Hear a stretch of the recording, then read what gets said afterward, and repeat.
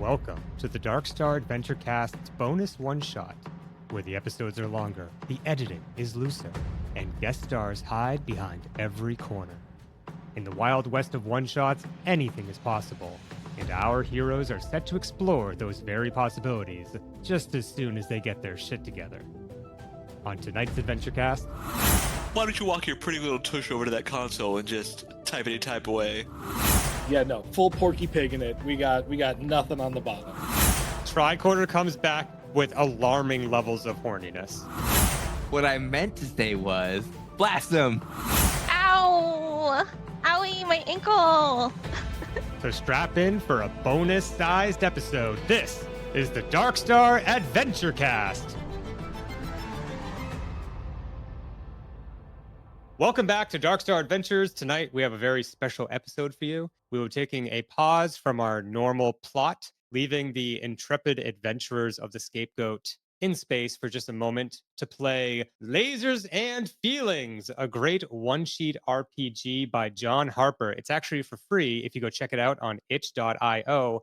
Donations appreciated. So tonight we are joined by our regular cast. Some have played this before, some have not. So we will be reviewing the rules. Who here hasn't played it? I have not. Scott has not. Everyone else is already pretty familiar with it. That's good. Good. I think so, yeah. So for our listeners, if you go to itch.io and look up Lasers and Feelings, you can download the one sheet for free and you can see exactly what we are playing. So this is what it says. You are the crew of the interstellar scout ship Raptor. Your mission is to explore uncharted regions of space, deal with aliens both friendly and deadly, and defend the consortium worlds against space dangers. Ooh. Captain Darcy has been overcome by the strange psychic entity known as something else, leaving you to fend for yourselves while he recovers in a medical pod. So there's a couple steps here. We will first create characters. Then we will create the ship, the Raptor. Then we'll go over the rules about how to roll dice and how to play the game. And then we will create the space adventure where we randomly roll a threat that wants to do something, and the something which will something. And that'll make more sense when we get there. And then I'll quickly go over the rules about, as a game master, how to run this game, and then we'll dive into it. This is not a pre-planned game. I didn't write anything down. This is all about creating a cooperative, collaborative adventure on the fly with your friends, which is what it's all about. So, players, we will now create characters. Let's just go through this together. You're each going to choose a style for your character. So you can be an alien, an android, you can be dangerous, a hotshot, intrepid, savvy, or sexy. And no, Scott, you cannot be a sexy alien. You have to be an alien or sexy because it has to do with what skills you can use later on. I am going to be a hotshot. Ooh, kind of like a Han Solo hotshot, or? I mean, it'll come into clarity when I tell you my choice for number 2. Of course. Okay. I think I might go android. Oh. Okay. Again, crime, you can't be a sexy android. Felix would be devastated. I know. I will be just a little curvy, but like apparently not sexy. But they said a little Kirby. I was like, the video game character? Boy, Wait, we said you can't be sexy. You can't be Kirby. My android sucks up aliens and gains their powers. Yeah. You don't know what you just did. That was now my new character. Yeah, no one's sucking anything. We'll see. You say that now. Okay, so I guess that means I will be the sexy one, as usual. As usual, Brian taking a hit for the squad. Just for you guys. So, okay, so we have a intrepid, a android, a hotshot, and a sexy. So, number 2, you now choose your role for your character. This is essentially your job on the ship. You can be a doctor, an envoy, an engineer, an explorer, a pilot, a scientist, or a soldier. And then the combination of the two things are going to essentially help decide what sort of like skills you can do, which we will decide on the fly. And we'll get into that a little bit later when we discuss the rules.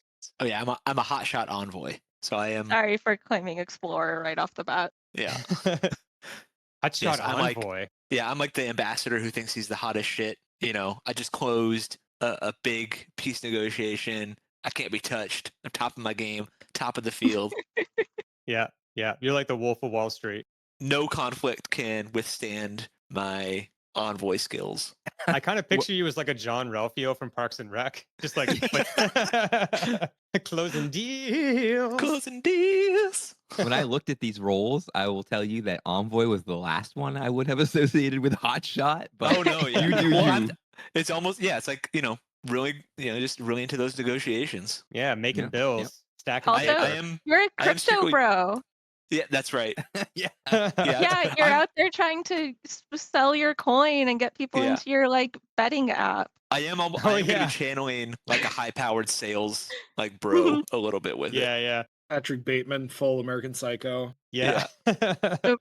Okay, so now we have a explorer, an envoy. What else we got? Do you have something in mind, Doge? I can go either way. I was going Android because I can either be what's not Boba Fett, the other one with the cylinder face. IG88. Yeah, thank you. Or I can go C3PO. I can go either way with this. Okay, I was Oh. thinking either like doctor or scientist, so I think we're not even in the same wheelhouse. Oh, Oh, see, wait, that's what I was sexy gonna doctor. That's like from the truck stop. You're going to be the sexy doctor. Yeah, I didn't do that on purpose, but I yeah, actually based the sexy doctor at the truck stop on the cat doctor from Lower Decks. Oh, that's amazing. That doctor wasn't sexy. She was an addict. She was over the top obtuse. I was just trying to be cat doctor, basically. Yeah. The fact that you were attracted to her had nothing to do with it. Hang I wasn't. on. You forced that. You forced that. Hang on.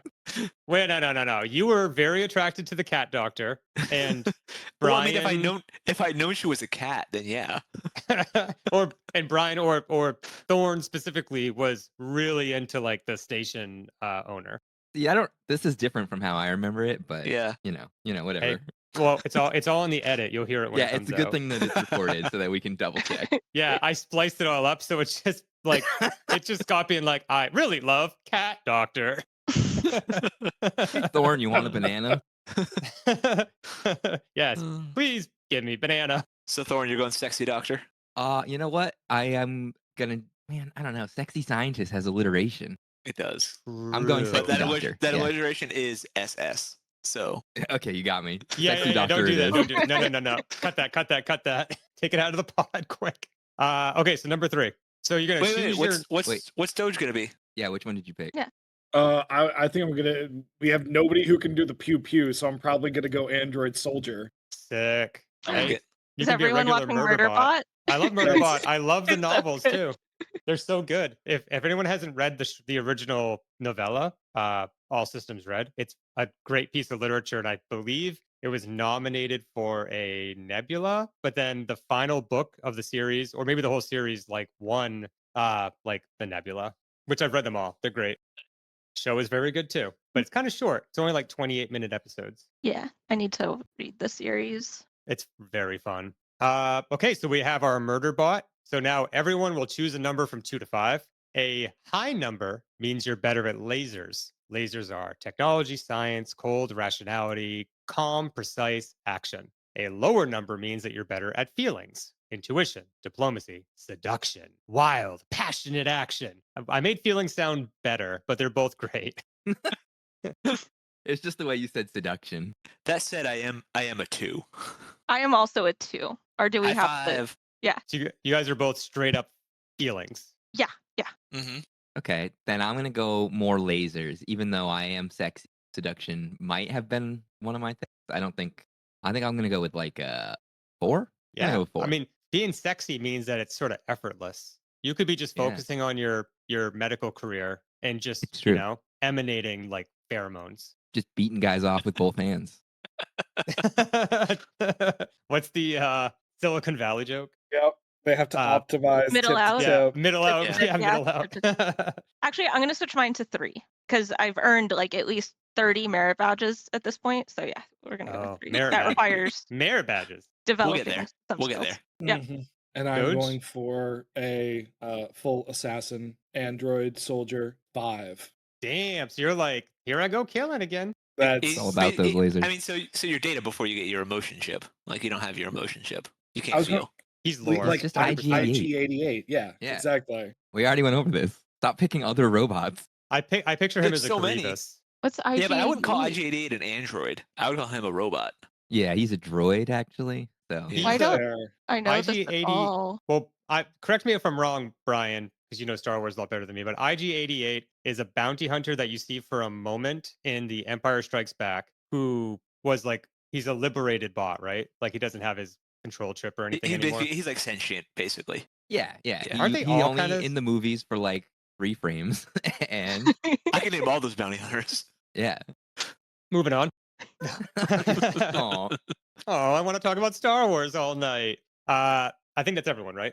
Everyone has their number. So, step number 4, give your character a cool space adventure name like Sparks McGee or something. So, I think if you think about Futurama, I think Futurama has great, cool space adventure names. Yeah. So, like, oh, you can always use that as a reference, but stay away I from was- names like, I don't know, David or something. Everyone's quiet. Was everyone going to do David? I was originally gonna go for anymore. well, no, I was originally going for Xenon, you know, the girl of the 21st century. But then I went with Neon instead. So Oh. Neon Serenity. But Neon Serenity. yeah, also Xenon, girl of the 21st century, does hold up. Makes me think of Firefly. Thinking Stellan, Is that maybe. Dylan because you were going to do David before I No, shot I that mean, down? Davo? I was like Stellar. What's Stellar's not a name. Stellan though. Stellan could is be a name like Stellan Skarsgård. I was yeah. thinking Stellan Skarsgård. Well, you could do Stellar. Stellar's a stellar name. I like Stellar as a last name, maybe. Let me think of a first name. You're a hotshot envoy. Yeah. Naming things is like the worst. We could use a name generator. Yeah. Somebody else go. What are your names, Brian, Doja? No. Scott. Don't let him pass the buck. Don't let him pass the buck. You make up a name right now, mister. No. Grant. Grant Stellarson. P-tier Griffin. You're just naming things that you looked at. As I was coming up with names, actually went and looked at the periodic table to Good one. try and come up with something Oh. like element related, and then threw Serenity on because like my characters, I'm just trying to pull out of my Sailor Moon nostalgia just random references. Mm. I'm Zayda Stellar. Oh, isn't that Will Smith's daughter? Oh my god, no. Zayda Stella. Catherine Zayda Stellar. She dips beneath lasers. Who are we missing? Android Ooh. Soldier. Ooh. No, I didn't think anyone would knew my Workaholics reference, so I was just gonna blow. Oh, past I it. did. Yeah. Just to jump in here, I'm Qip Kwazaar. Oh, I mean, I didn't ask, but it's Qip Kwazaar. Kiff or Kip? Kip with a P. You don't want to be Kiff? No, that's literally a Futurama character. It is literally, yeah. Qip Kwazaar. Love it. We have a lot of very cosmic names. Also, Kip is spelled Quip, and Quasar is spelled Kwazar. So quip like you do a lot of quips, and Quasar like quasi cupcakes. No, it's pronounced Kip. Oh, Kip. But it's spelled quip. We'll drop the U. No, you can keep it. I'm not trying to police people's names here. I'm just trying to make fun of you guys. until you Unless their cry. name's David, in which case, get the fuck out. If your name is David, I don't care if it's your character's name or your real life name, get out of here. Get out. I will not know. You're out of the game. We need an Android name. IG 88.1. I was gonna go with 89. I'm not sure which order to do it. Echo Whiskey 7. But everybody just calls me W. W? Oh no, are you going to do a George Bush accent the whole time? Oh my god. No, I could though. You love a Southern accent. I By do. the Whiskey way, 7. that pro Bush shirt you're wearing is making me really uncomfortable. Well, Brian, what's with your shirt that just says 9/11 was justified? I got that at the Goodwill. You got that at the Goodwill. I'm wearing it inside out. I don't have anything to wear. I like Echo. I like the Echo Whiskey 7. Yeah, so W. Call you EU. You. Ew. Ew. Hey, go check the perimeter. Ew. It kind of reminds me of what is it? What's that comedian? He talks about naming his kid like Megatron or something. Not Stephen Lynch, the guy that is just like him but doesn't play guitar. And he's in a bunch of movies. Nope. No. Nope. Say it again. Moving on. Everyone that's listening is going, it's this guy. How do they not know? He does like the alien and like pretends to be an alien. He's like naming his kid. Brrr. He's like, go clean your room. Brrr. S. Oh man. If you know who this is, just shoot Stephanie a Instagram DM. She'll be our Instagram point of You contact. mean the app that I am not on and Add never us on checked? Mastodon. Oh shit, I'm not on Instagram either. I have a DSA Instagram. So go ahead, I don't have any I don't have any social media, so No, me neither. Oh, wait, hit me up on Blue Sky at Dark Star Adventures and let me know who this comedian was. So, your equipment. You have a consortium uniform with built-in vac suit for spacewalks. And I think it should be Star Trek color coded. So everyone should choose what department they're from and what color that is. And you also have a super sweet space phone camera, communicator scanner thing with universal translator built into it. So that's the tricorder, right? Yep.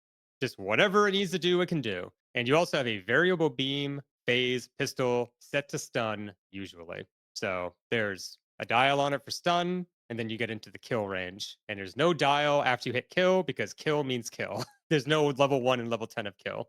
The player's goal is to get your character involved in crazy space adventures and try to make the best of them. So this is a collaborative narrative game. So we're all sort of the game master, which is good for me because I can just sit back and drink beer and eat ice cream, and you guys can kind of GM yourselves. So the last thing you have to do is choose your character goal. So that could be become captain, meet sexy aliens, shoot bad guys, find new worlds, solve weird space mysteries, prove yourself, or keep being awesome. Yeah! Or you can make up your own thing. So go nuts. Oh, good. So everyone has chosen their style, chosen their role, chosen their lasers and feelings number, chosen their cool space adventure name. They've learned about their equipment. They've chosen their goal. And now we're going to meet the characters. Ryan, you're first. Oh, okay, sure. That's great. That's what I wanted. Okay, so yeah, I'm Brian, and I am playing Qip Kwazaar. So let me get into character for Qip Kwazaar. Hello, everyone. This is the sexy doctor of the raptor, Qip Kwazaar. Oh my God. I'm a slender humanoid with long silver hair, and I'm searching the stars for a cure to the acute laserosis that is plaguing the people of the Kappa Quadrant. Whoa. How tall is he? Like 5. Never mind. Oh, okay. Not sexy. Aw. Why you gotta be like that? This guy would never survive on Tinder. He's actually not really interested in love. It's the people like he doesn't even get it. It actually bounces right off. He's not particularly suave, but he's very good. Like he's easy on it. Okay. I love it. Doja.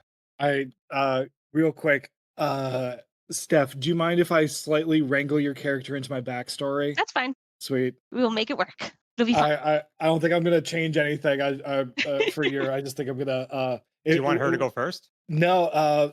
Is it okay if you technically own me, even though you may or may not Whoa. actually Whoa, be cool whoa, with whoa. it. You can't really own a droid, man. That's exactly. Yeah. Wait. How come all of your characters are connected to Stephanie's characters? Because sometimes I right. really need help with my backstories. This was You not guys- one of those times. Because you guys are very old friends. You guys are like Uh, twinsies. Exactly. God, let's be in each other's backstories. no, thank you, Can you have a cute laserosis for me? Whose backstory can I be in? Everyone. Brian. You're the sexy doctor. Everybody wants to be in your backstory. Exactly. Okay, let's hear it. Doge. I'm Echo Whiskey 7. My goal is, well, oh boy, here I go killing again. I am red shirt on the Raptor. Not sure why the fleshy ones gave me a shirt. I don't really think I need one. Wait, so you're just pure red shirt energy. Give him a gun and a red shirt and send him out there. Wait, yeah, we should talk about shirts. Brian, what color are you wearing if we're doing like TNG? I guess it's blue then. Because you're like an envoy, right? No, I'm the No, doctor. he's the doctor. Or you're the doctor. You're the sexy envoy. I'm the doctor. envoy. So you're wearing a skin tight catsuit. Yeah, I've got white. Oh, you're like the doctor from Strange New Worlds, Yeah, or the nurse. I but we're don't not on think me yet. she's a And doctor. is W even wearing clothes? He's wearing a red Yeah, shirt. he just said that he's been forced to wear a red shirt against his Don't will. normally wear clothes, but they gave me a red shirt and said I had to wear it. I was imagining like spray painted across him.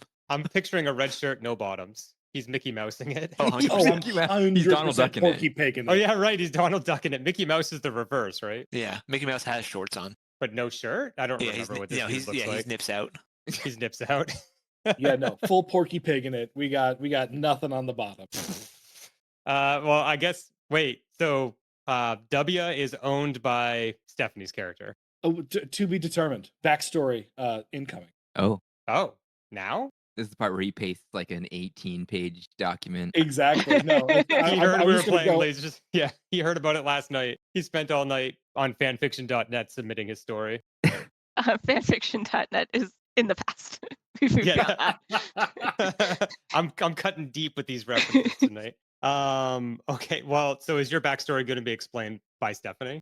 Not necessarily. I don't really have much of a backstory Well, beyond that I at this think point. you can be. It might be fun if you were as one of my earlier badges, say like my Pluto badge. I had to make some kind of robot AI, and unfortunately, or fortunately, Echo Whiskey 7 appeared, and I honestly don't know how to control this thing, but it's mine. Yep. It's I was gonna go at the Geno. I just kind of follow you around, like always, like just trying to pick up. Mhm. I sense that you know something, and I want to figure it out. We're buddies that follow each other. No, you follow me around as I work towards my badges. Okay, well, Can we redo this one? Just to make sure. yeah. Well, this is the stuff you have to drop a note for, Scott. Yep. If you want That's to what I've been doing. Thanks, bud. Yep. Yeah, so just to rehash here, your W's backstory is going to be explained by Stephanie right now, right? So I'm just going to call on Stephanie. No, W can come up with this. You just did kill it. Get it in. I love it. Yeah. I don't know where we were, and I'm actually not going to cut any of this. So let's go. Oh gosh. Okay. All right. That's the spirit. I'm kind of improving this one. So, so take it confused away, now. Steph. So keep notes. Make sure. Intro. I'm Neon Serenity, and I am on my last mission to earn my Sailor Scout merit badge so I can reach Pretty Guardian rank within the Cosmic Scouts Association. It's an organization that promotes love and justice throughout the galaxy by punishing evil. Part of my last badge, though, to get my Pluto badge, I had to create this android, this AI thing, and that's how I ended up with Echo Whiskey 7 over here. And, I got the badge. It worked out, but he's still working through a lot of things. So I'm keeping him with me on all of these trips just to, make sure that he does what he's supposed to do as my little android soldier. It's pretty hard out here exploring because I'm a very intrepid explorer. So he's kind of always going to be right by my side. Make sure that we get back so we can keep protecting the galaxy. You just invented like a whole campaign. Yeah, That sounds we did. awesome. Also, killer character voice, Steph. Yeah, Thank you. I was gonna say that too. It's really reminiscent of like younger anime characters like Ash I Ketchum. know. I'm trying. Oh my god, that's awesome. Okay, so And what's your uniform color? oh right, yeah. Obviously, gold as a leader, as a future leader Oh. of the galaxy. Gym leader. Gym leader, because we do have badges, but no, just a leader in general. Do you not know anything about the Cosmic Scouts Association? I don't. I'm hoping to be informed and Yeah, I can't wait to learn. have my eyes opened. Echo Whiskey 7W will have pamphlets for all of you. W, remind me to make the pamphlets. I've already made them, passing out pamphlets. Do they print on like a dot matrix out of your back? Yep, right out of the back. Damn, I really love that, Steph, and maybe I'll steal it and I'll run a mini campaign. Yeah. Just centered Mini around that campaign, idea. or it makes it into the main game. Oh, wait, Ooh. I don't know if it would be like a huge Silver. tone shift. In the name of the moon. Froggy gets radicalized by the Cosmic Scouts Association. Yeah, it's like, who are you? I'm Sailor Wafisa. Hell yeah. Okay, next is Scott. What you got? All right. I'm Scott. Tonight I'm playing Zayda Stellar. I am a Mm-hmm. hotshot envoy. My mission is to become the most famous diplomat in the galaxy. I'm talking getting on all the talk shows.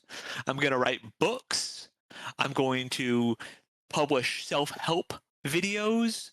I mean, I'm off a just phenomenal negotiation between the glands and the flans, the two warring families that have been at each other's throats for millennia, it felt like. And I'm here now just to find the next conflict that I can resolve and get my face out there into the galaxy. Dude, love it. And I love Zayda Stellar. I really want to sing the song every time.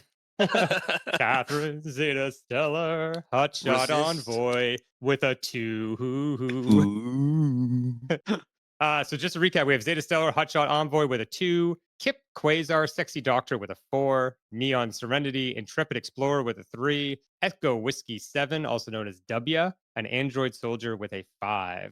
Now we're going to move on to create our ship. So the ship is called the Raptor. Your captain is Captain Darcy, but like I've said before, he's been overcome by a strange psychic entity known as the Something Else, leaving you to fend for yourself while he recovers in a medical pod. Now we're going to create the ship. What is the Raptor? So as a group, you will pick 2 strengths for the Raptor out of fast, nimble, well armed, powerful shields, superior sensors, cloaking device, and fighter craft. So you pick out of that, and then we'll move on to choosing one problem that the ship has. I'm Okay. guessing we might need at least cloaking or shields because I don't think we have a pilot. Yeah, I think so. I think though it's also good to have like a defensive focused thing. I do like Yeah. cloaking device. What about cloaking and sensors? Do you guys like that? I So like we play- sensors. We're playing like a Red October type of a situation in that case. Yeah, right. Oh, The that's hunt cool. for. Yeah. I like those I don't. two. Yeah. I think those 2 combos could be fun. And we basically just need to avoid conflict though. Well, don't forget what your imperative is. Get your character involved in crazy space adventures. Yeah, we got to sneak into places, and then Yeah. once we're out of the ship, that's when W gets to work.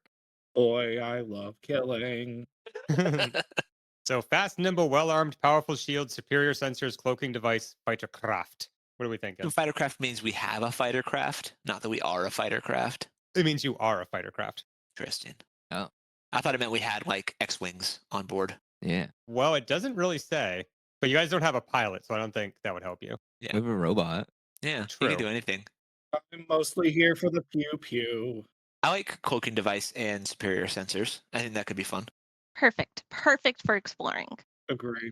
Okay. So the Raptor has a cloaking device and superior sensors. Now you must pick one problem it has. The problems are Fuel Hog always needs energy crystals, only one medical pod, and Captain Darcy is in it. Horrible circuit breakers. In battle, consoles tend to explode on the bridge. Classic, classic That's- TNG.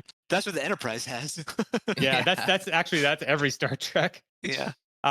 Or a grim reputation. Captain Darcy did some bad stuff in the past. Oh, interesting. So I like grim reputation. I think it also fits with us having the cloaking device and sensors. If we're kind of like a spy ship, like he's doing some nasty shit. And I don't hate Stephanie it. having a murder robot. Look, is it really murder if we're the good guys? Ooh, are we the baddies? I'm gonna write down that argument because that is a good one. Is it really murder? So I think we're going grim reputation. Grim Rep works for me. Okay, cool. Bro. Let me just note that down. We got that Beeple, street beeple, beeple. cred. We got that space cred. The Raptor that. has superior sensors, a cloaking device, and it has a grim reputation. I mean, a Section 31 ship now. If people ask why Neon Serenity is on the Raptor, a ship with a grim reputation, Yeah, I was just wondering that. yeah, she's just gonna, she's always wanted to overcome something just really special, and just really wants to put her mark in the world. She thinks or she wants to put her mark on the galaxy and really prove that she's capable of being a pretty guardian within the Cosmic Scouts Association. So sometimes she might bite off more than she can chew. In this case, it's by joining the Raptor. Well, I just go where I'm sent to solve diplomatic crises, and they seem to pop up wherever the Raptor goes, so that's why I'm here. Any chance the scouts are looking for doctors? Is a very sexy doctor. W, give him a pamphlet. Ooh, literature. the dot matrix printer or whatever it's called. Isn't dot matrix the Spaceballs android? That there is any the name of Dot the Matrix Android is Spaceballs, from yeah. Reboot. It's also the name of the character in Reboot. Yep. Oh yeah, reboot. This is a good robot name. Yeah, it's a great robot name. Okay, so the next thing that we have to go over is how to play the game. So specifically, rolling the dice is the name of the section on the sheet. So very simple game. It only has one mechanic. Couldn't be any simpler. When you do something risky, specifically risky, if you don't do something risky, you don't have to roll. So everyone's good enough at their jobs to be able to exist. Everyone can jump, climb, and shoot in a totally normal situation. It's when you're doing something risky. I like that. It separates it from other games and a lot of like egregious rolling. So when you do something risky, roll a 1d6 to find out how it goes. roll a plus 1d if you're prepared, and roll an additional plus 1d if you're an expert. So, I assume you would tell us if we were one of those things at the time, right? well, you will explain your preparation before the roll happens. So if you're like waiting for someone to get like walk into a room so you can shoot them, you could be like, I hide behind a couch and I brace my arm against the couch, right? So I say you're prepared. You kind of have the drop on them, you're braced, you're good to go. Okay. If you have the perfect equipment for a situation, like perfect climbing equipment, the correct rope, you have all of the gear you need to safely climb, I'd say you're prepared, right? An expert is going to be based on your role. So if our android tries to patch up someone in the field, they're not going to get the expert bonus. But if our doctor does, they're going to get the plus 1d.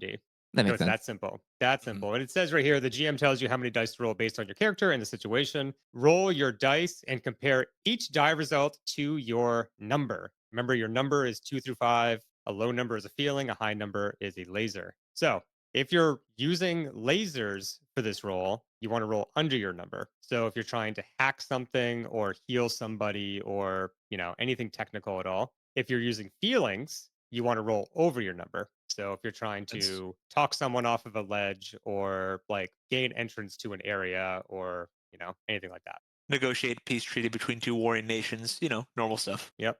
So Yeah. you can roll up to 3 dice. If none of your dice succeed, it goes wrong. The GM will say how things get worse. If 1 die succeeds, you barely manage it. I will inflict a complication upon you, or a harm, or some sort of additional cost. If 2 dice succeed, awesome. You did completely average. No, nothing bad happens, and you succeed. If you get 3 dice on a success, meaning you were prepared and you're an expert, and all 3 succeeded, counts as a critical success. I will tell you how you get some extra little sugar on top. I'll give you a little lovin'. I'll let you know what happens that benefits you even above and beyond what you thought was possible in your wildest dreams. So it's like you try to steal a cookie and like you actually got 2 cookies. You're like, oh shit. I don't know. I can imagine quite a bit. If you roll your number exactly, you have a laser feelings. You get a special insight into what's going on. Ask the GM a question, and I will answer you honestly some good questions. What are they really feeling? Who's behind this? How could I get them to blank? What should I be on the lookout for? What's the best way to blank? And then you can change your action if you want to. Helping, assist rolls, which are necessary in any modern game. And it's oftentimes the lamest thing about a game, but I really like it in lasers and feelings. You want to help someone, you say how you're going to help them, and you roll. If you succeed, plus 1d. And that's how someone could get 4 dice to roll. 4 dice, yeah. Yeah. Some of us have played this before. None of us are experts. So I want to ask you guys what you think about this. It says if you roll your number exactly, you have a laser feelings. Hmm. So if you're rolling 3 dice, what does that mean? So in my mind, that means that one of the dice is my number. Any of the dice. Any of the dice is my number. It doesn't count as a success. Right. It does not count as a success or a fail. Right. Laser. But then you can change your action if you want to. And then roll re-roll. again. Yeah, So rolling more dice, more of a chance to get a laser feeling. that's right. Nice. If I rolled 3 dice, 2 of them succeeded and one of them was a laser feeling, then I could just like get my laser feeling info and then not change my action or roll again because I already succeeded because 2 of them did it. But if 2 of them failed and then I rolled a laser feeling, I could change my action if I wanted to and then roll again. Yeah, I agree with that. Yeah, that makes sense. Yep. Okay. So if there's no questions on that, we're going to move on to the last part of the setup. I can't believe this was all set up. This was so much fun. I feel like we've just been playing the game the whole time. I'm now going to create the space adventure. And by create, I mean roll randomly. And for anyone wondering, we are using Foundry and we're playing through Forge, hosting it. Great service. I rolled a 6 on a 1d6. So the threat is an alien brain worm. Oh, alien brain worms, plural. Even worse. Alien brain worms want to pacify or occupy the ancient space ruin, which will fix everything. So in my mind, we need to help the space worms. Oh. That's how I took it. By them occupying the ancient space ruin, it'll fix quote unquote exactly. everything. We have a tube with an alien space brainworm in it, and we have to bring it into the ruin and get it past all of the whatever is in the ruin. And if we get it to the end, it'll fix everything. It'll even probably save the captain. Or we have to create an alliance with the alien brainworms to convince them to go to the And we have to carry them in our brains. Mhm. Oh my god! So let me just read the last little bit here. So for running the game as a game master, we're going to play to find out how to defeat the threat, introduce the threat by showing evidence of its recent badness. Before a threat does something to the characters, show signs that it's about to happen, then ask them what to do. Zorgon charges the mega cannons on his ship. What do you do? Danila pours you a glass of Octuran whiskey and slips her arm around your waist. What do you do? Call for a roll when the situation is uncertain. Don't pre plan any outcomes. Let the chips fall where they may. Use failures to push the action forward. The situation always changes after a roll for good or ill. Ask questions and build on the answers. This is very much like kind of a yes and type of game. So, have you encountered a void cultist before? Where? What happened? And then we go from there. So, you are. The threat is alien brainworms want to pacify, occupy the ancient space ruins, which will fix everything. Zayda, Qip, Zayda, Qip, Yep. Neon, and W are on the case. And I really like the first suggestion that Brian had, so I'm going to go with that. Although that does make the alien brainworms not a threat so much, I will That's say. true. They're supposed to be the threat. I guess I didn't read that. The threat is that it doesn't want to go. The threat is that you have to get it there.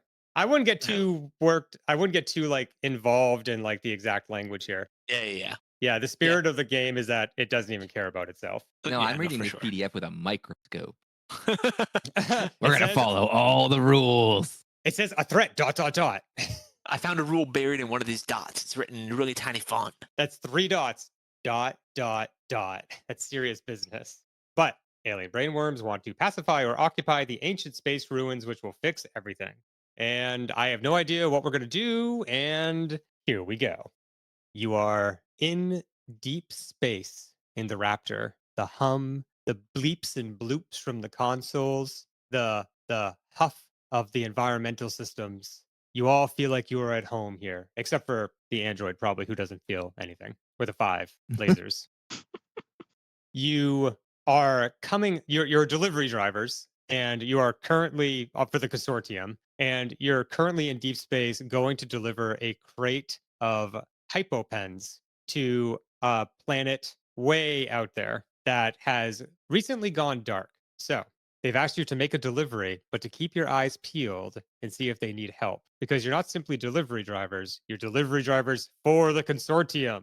So you're, of course, all trained to do away missions and to help out and make, contact with alien beings if you so need to. The planet's name is Blagar. Yep. So as you're approaching Blagar 6, a ping comes up on your projector screen, big Star Trek style projector screen On screen. A man who is just alien enough to be called an alien because he has forehead ridges appears on screen. He has dark green skin and like a crooked nose that seems not to be normal for his species. He has yellow eyes and a forked tongue behind fanged teeth, very snake-like, but otherwise completely human looking, completely normal looking. He says, "You have entered privileged space. Turn around immediately." As the hotshot envoy that I am, when the captain went down with his strange illness, I kind of nominated myself the leader. So I'm sitting in the captain's chair, and I stand up. I go, "Hello there. This is the Raptor. I am Zayda Stellar. You might have heard of me." And I think there might be some confusion. We are on a mission of peace to deliver some much-needed supplies to Blagar 6. Well, we don't want it anymore. Well, we have it here. We're here. We might as well make the delivery, and then we'll be on our way. And he turns away and talks to someone off screen in a hissing language. And when he does so, you see a little pink tendril snaking out of his ear. Must just be an artifact of their race. And he turns back and he says, "We don't want any of it. Go away." Bloop. And he hits a button and he turns off the screen. Oh, rude. That was peculiar. We will need a refusal of delivery form filled out in triplicate. Qip, that little pink tendril wiggling around, It seemed unnatural. oddly like something that you've extracted from a patient before, an Hmm. alien brain worm. You're not sure if it's a symbiosis with this race, but something is definitely weird. Because why would they refuse good consortium goods? It's strange. Perhaps these brain worms are telling the people of Blagar 6 what to do. Well, I know that this ship has some of the best sensors in the quadrant. So I say we give a good old scanny scan over there and see what we find. Qip, you know all that sciencey mumbo jumbo, don't you? Why don't you walk your pretty little tush over to that console and just type away? Not appropriate in the workplace. Beep boop, beep boop, beep boop. The way you move isn't appropriate for the workplace. Okay, so you beep boop your long range scanners up, and the ship's AI comes over the speakers. So you go and you like hit a couple commands. Everything's voice command on this ship. So you hit a couple commands, which activates the AI, and the AI says, "Hello, Qip. What can I do for you today?" Hello, A. I need your assistance in scanning the surface of Blagar 6. We believe that sort of alien brainworms may be afoot. Ah, interesting, Qip. I am now scanning Blagar 6. Scan complete. There are brainworms in over 85% of the population. The Blagarts are infected. And you believe that this infection is harmful to them? I believe that the Blagarts are slowly going to starve to death and die, as happens to anyone infected with an alien brainworm. Well, you heard them. This is the perfect mission for my Sailor Scout merit badge. You guys, we have to save the planet. I agree, Neon. These people must be saved. We must save them from this calamity and make sure everyone knows what has happened here so they can be prepared in case it comes to their doorstep and know who to call upon if they need saving. Just to be clear, your badge is to gain pretty guardian rank, and you have to do it. You earn your badge by doing like a particularly dangerous mission. Well, it's kind of ambiguous how the mission goes, but I figure if I do enough good, the council will realize. Sorry, I figure if I do enough good, that the council is going to realize. Echo Whiskey 7 was just a blip. It was just a moment, but I deserve my badge. So, eradicating brain space worms from Blagar 6. I think it can get me there. I think it can get me to pretty guardian rank, and they will overlook Echo Whiskey 7 because Hear you say eradicating? not you. You do not do the eradicating. Yeah, just the eradicate the worms. W. Worms only, please. Worms Save only. me a sample. Your AI named A, apparently, says it may be of note to the crew that most Blagarts, normally a race that have spread well over the surface of their planet, are migrating and concentrating their numbers on a single point on the planet's surface. Sounds like where all the fun is happening. What do you guys think? I think that this has the best place to land, that I might be able to eradicate some worms. But hold on a minute there. How are you We going to have to- eradicate worms that are in their brains? Oh, I'll find a way. It is vitally important that we leave these people alive so they can speak of what happened here. Qip, you're the doctor. Have you seen brainworms before? I have. How did that go? Well, manually extracting each one is probably not the easiest way. There might be a tool we could develop, but it would take time. I knew it, Qip. I knew we could count on you. We don't have time. Wait, you said you need time to develop it? I thought you said you had it. No, I said it would take time. Oh, sorry, I was lost in your eyes. I lost track of what you were saying. Give me those sunglasses. Has anyone in the crew ever dealt with alien brainworms before outside of like the surgical theater? I've shot nearly everything in the universe at this point. So when you dealt with alien brainworms before, what happened? How did you shoot them? Whoever was being infested by them, I shot them, and the worms were then eradicated. It was very effective. So genocide, essentially. Yep. You say genocide, and I say it was, something was pushed too quickly from staging into production. We're working on it. I'm sorry to interrupt, crew, but a vessel is approaching us. It is being pursued by another vessel in close pursuit, to say the word twice.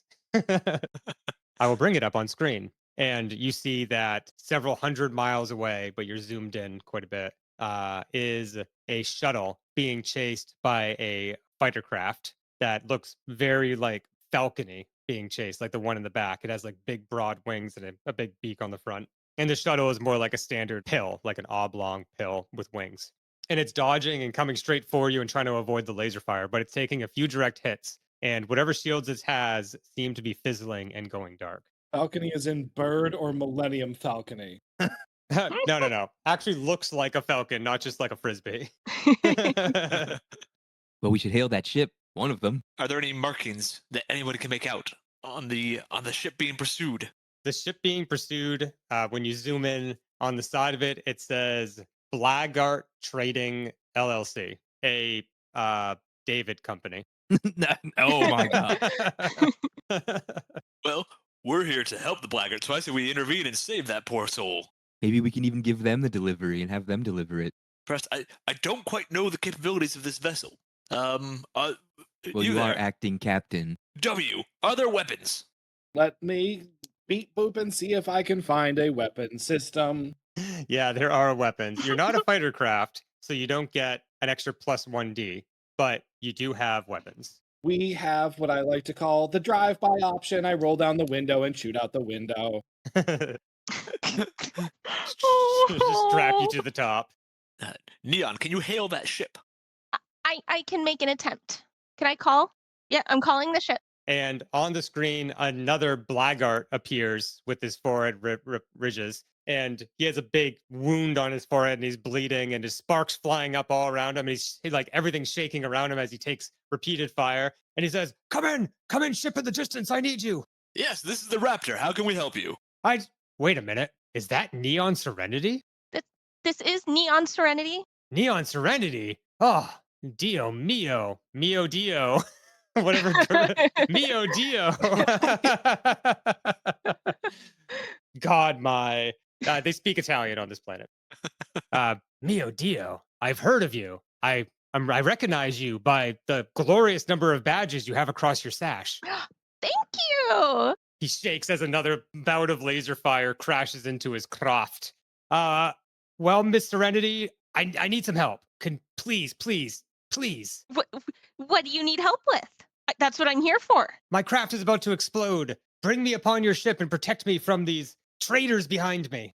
Well, who are they? Brain worms. They started infesting my civilization a few months ago, and they've spread like wildfire. I was finally able to get on a ship and escape because I saw that you were out here, and I could make my way to you. My name is Professor Trevor. I'm a ancient alienologist. The Professor Trevor? Yes. Professor Trevor? I'm afraid my reputation may precede me. Yes, I am the Professor Trevor. Not necessarily famous for alien spaceology. But yeah, I'm on that one TV show. Yeah. Yeah. You're an ancient astronaut theorist. That's true. I am. But and he shakes and like another laser fire goes. Well, I'm really happy to run into fans, and I'd be happy to sign all of your body parts if you'd please let me on your ship and protect me from these brainworms. Of course. If you need help, we're here to save the day. Thank you so much. And he turns off his vid screen, and you see him veer off a little bit to try to like expose the broadside of the fighter that's following him. So you guys are currently cloaked, so you're invisible to the naked eye and most sensors. Nice. What would you like to do? I mean, W just start blasting that thing as soon as it goes by. I do like to blast things. Well, I'm sorry, you wouldn't have been cloaked to begin with. Are you going to cloak yourselves now? Yeah. Can we Obviously. shoot while remaining cloaked? That's a good question. Of course we can. It's a high-tech cloaking device. I'm going to That's say you true. can, but it then decloaks you. It was like a sneak attack. Classic invisibility. Exactly. Yeah. It's like invisibility. Yeah. Yeah. 3.5 invisibility. Hey, activate the cloaking device. I'm picturing like Wayne's World. And you guys just sort of fade from view. Yep, are you sure we're cloaked? I can still see myself. It doesn't work that way. I just want to be sure. You go outside and check. I dangle out of the raptor. You actually do have a weapon On system. the ship. I'm imagining that scene where Bender has like a Tommy gun and he's like rolls down the window in the spaceship. Our weapon system is you literally just hold me by the ankles out of the ship. That's how space works. Okay, so you go and you tether yourself and you dangle out of the depressurized cargo bay. How's that?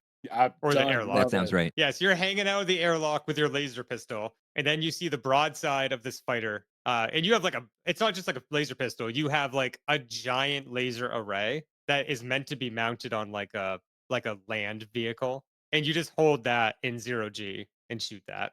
So it could be mounted on the ship, but you don't want it that way. You don't work that way. So you hang out of the That's airlock not with how we roll. your giant laser Gatling gun and go ahead and roll 2d6, 1d6 base, and then 1d6 because you're a soldier, you're an expert, and you were doing a laser thing. So you just have to roll under your lasers. Okay, you have a laser of 5. You rolled a 4 and a 2, so you have 2 dice succeed. So you do it well. Good job, is what it says. Say hello to my little friend. As you shoot your enormous gun.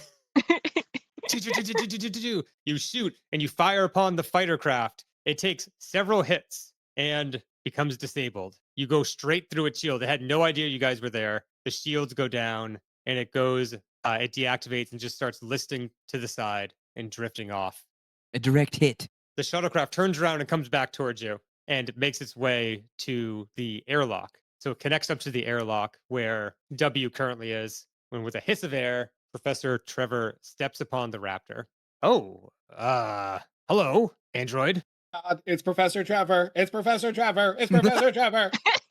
Please sign my chest. Please sign my chest. He kind of strikes a little bit of a pose that you remember from the soap opera that he was in. And he says, of course I'll sign your chest, little android. And he takes out a marker that he has on him. He just always has it. Another marker falls out of his pocket and he like scrambles and picks it up.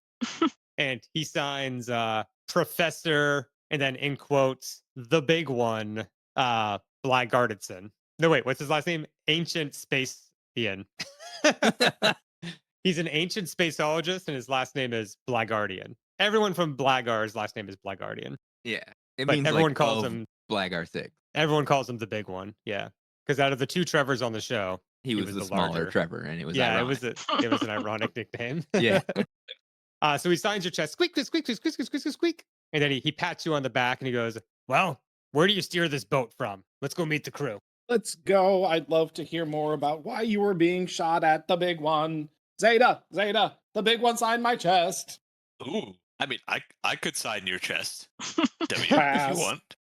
Professor Trevor walks onto the bridge. He is, about 5.5 feet tall. He's a Blaggart from Blaggar 6. He's got a dark green seaweed kelp texture skin with lots of forehead and nose ridges, showing that he's an alien. And he has a wound on his forehead, which has started to like clot, but is still bleeding a little bit. And he holds a marker in hand. And he's wearing tan and white pants and shirt and no shoes. And he has like Professor dinosaur Trevor, feet. you're wounded. And I run over to him with tricorder looking thing, and I wiggle it around near his head, and it goes, woo, woo, woo, woo, woo, woo.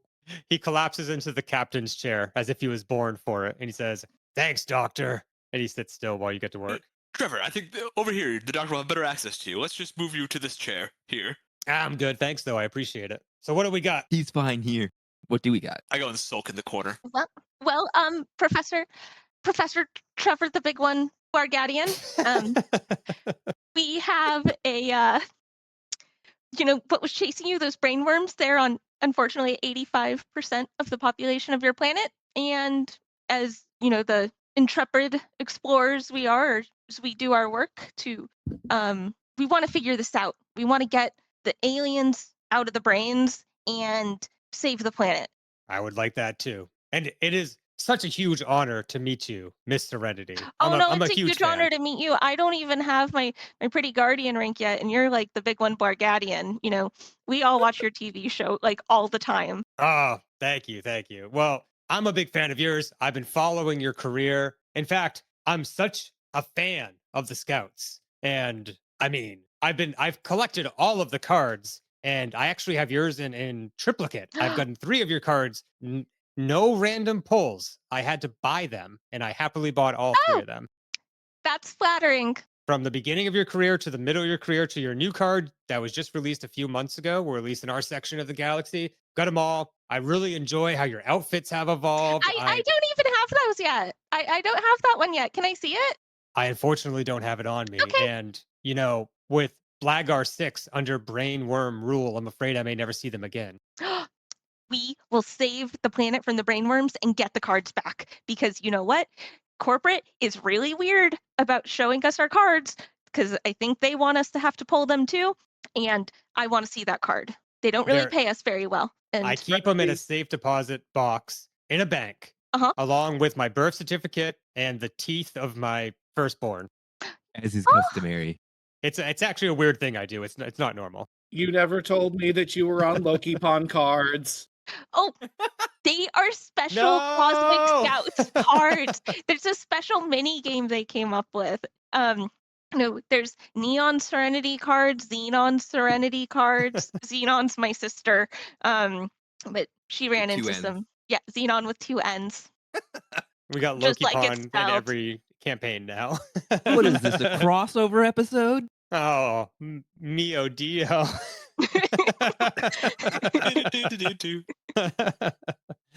He says, well, I don't know what to do about it. Although my character in the soaps is very capable, I, in fact, am not a spacefaring adventurer. I'll help how I can, but I don't know what to do. I'm so humble. So Dr. Trevor is a lie? I wouldn't say I'm a lie. Well, I'm an actor on a soap opera where I play Professor Trevor, which is also my name, and I am a professor in real life. But I don't do the run and gun space adventure stuff. I'm just an ancient spaceologist. If you have any questions about ancient spaceology, I'd be happy to answer them.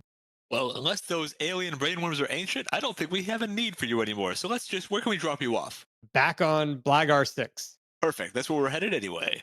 Great. Actually, Professor Trevor, all of the brainworms seem to be going to this one spot on the planet. Is there something weird about that? Like, do you know anything about what might be special about that spot? He looks at the map on the screen and he says, "Oh, well, I guess I could have guessed. That's an ancient space ruin. I actually was on my way to help investigate it after it had been discovered, but the alien space worms came out and started infecting everyone's brains. So I don't know why they'd be going there. I've read some preliminary papers about this place. I know that it has some weird science and some old tech, and I heard that there's some sort of temporal anomaly going on there. Perhaps the brain worms are attracted to it. Temporal anomaly. Fascinating. Temporal anomaly.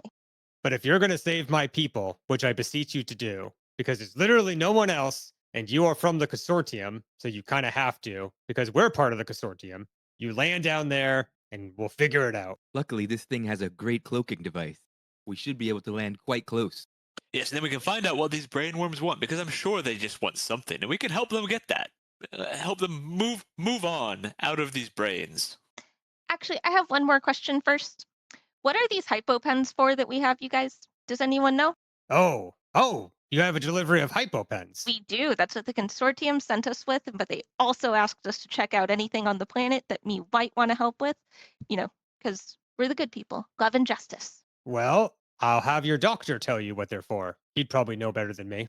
Yes, I could tell you, of course. These hypopens are a sort of drug that the Blagarians use to combat a chemical that exists in their atmosphere that infects their breathing passages and inflames their esophagus, makes it difficult for them. So they take these to reduce the symptoms. And what your doctor is being too polite to tell you is that when we don't take those, when we run dry, not only is it's a little difficult to breathe, but we get insanely horny. You don't want to see it. The whole economy shuts down. So thanks to the consortium, you help keep us civilized. That sounds like something for my anthropology badge. Well, how are you going to get your badge? Just hearing about it or visiting? Observe the mating No, rituals. interviews. We could do interviews. Oh my gosh. Participate in local customs. Well, we were starting to run dry down there. We're on half rations on the hypopens. So glad you're showing up. I'm sure those brainworms are keeping everything in order. They don't look like they're up for shagging. I wouldn't know. I don't have a brainworm. I use the thing that I'm using to scan his head to scan if that is actually true. Oh, because he said he doesn't have a brainworm. And he has a head wound. I was already booping at it. That's true. It's true. He does have a brainworm. My face goes pale. I look around the room because I don't want to call out the legendary Professor Trevor. I step back over near W. Well, actually, according to this, you do.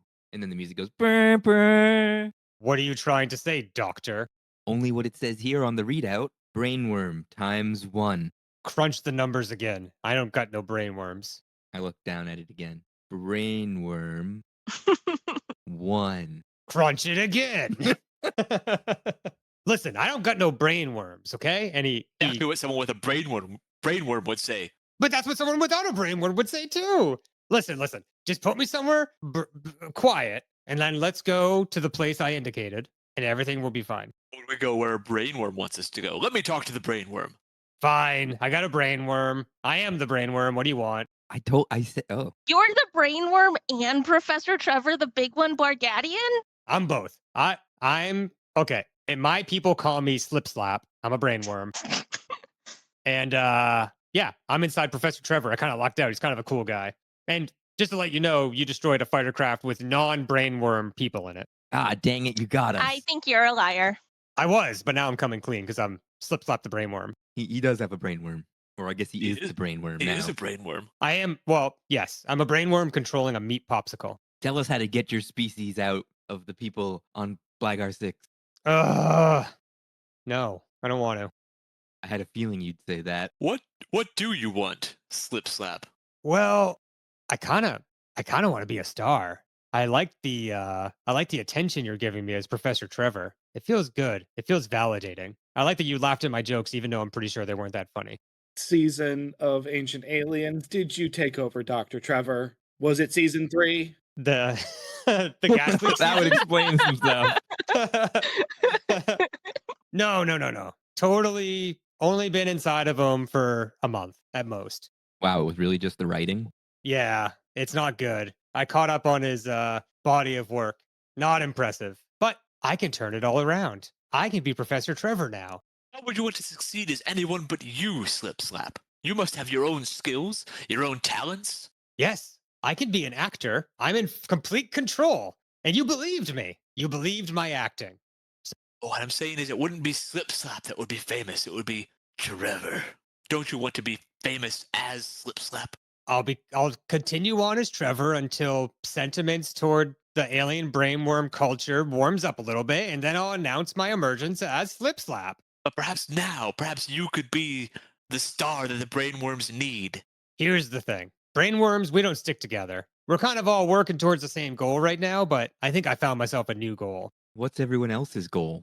Well, I came on this ship to like trick you. And I'm such a good actor, it actually worked out pretty well. But you all lavished me with attention and laughed at my jokes, and now I kind of feel like maybe I'm one of the crew and I could be a famous guy. So that's what I want to do now. And fuck the brainworms. So that's what I'm gonna do now. So But what about the real Professor Trevor? yeah, no, he's gonna be controlled by me from now on. That's part of it. He's really unhappy. He's saying some stuff. You want to know what he's saying? You can hear him. Oh yeah, we're talking right now.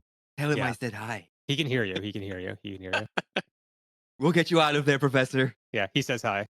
I don't know if I can let you take over the body of the big one, Dr. Trevor Blargarian. Oh, okay. Well, he says hi. And here's the thing. I'll make you a deal. You can refuse it if you want, I guess, but you can't. You can't refuse it. It's such a good deal. I will show you how to defeat my species on this planet. We're on hundreds of planets anyway. We don't need this one. And, all that good stuff. You let me keep this one body and then just leave me on Blagar 6. And I'll keep starring in the soaps and I'll keep being a spaceologist. And you get to defeat the alien space worms, be a big hero. I get to keep being famous. But must there be defeat? Why can't both species live in harmony? What do the brainworms want? Well, I will tell you what they want, but you have to agree to this deal first. I'm not going to help you until you agree to let me stay inside of Professor Trevor, star in the soaps, sign boobs, all that good stuff. I love it. Fine, of course. We just need to save these people so everybody knows about it. Exactly. Take this meat body. Ugh. I'm hearing some Felix in there now. Take this meat body. This meat body. It's only a human. I will not allow you to take away what is essentially Professor Trevor's life. Yeah, well, Taylor, Serenity, do you think this would be okay? No, I agree with Qip. We can not let Professor Trevor, the big one, Bargadian, the original one, die. We can figure this out.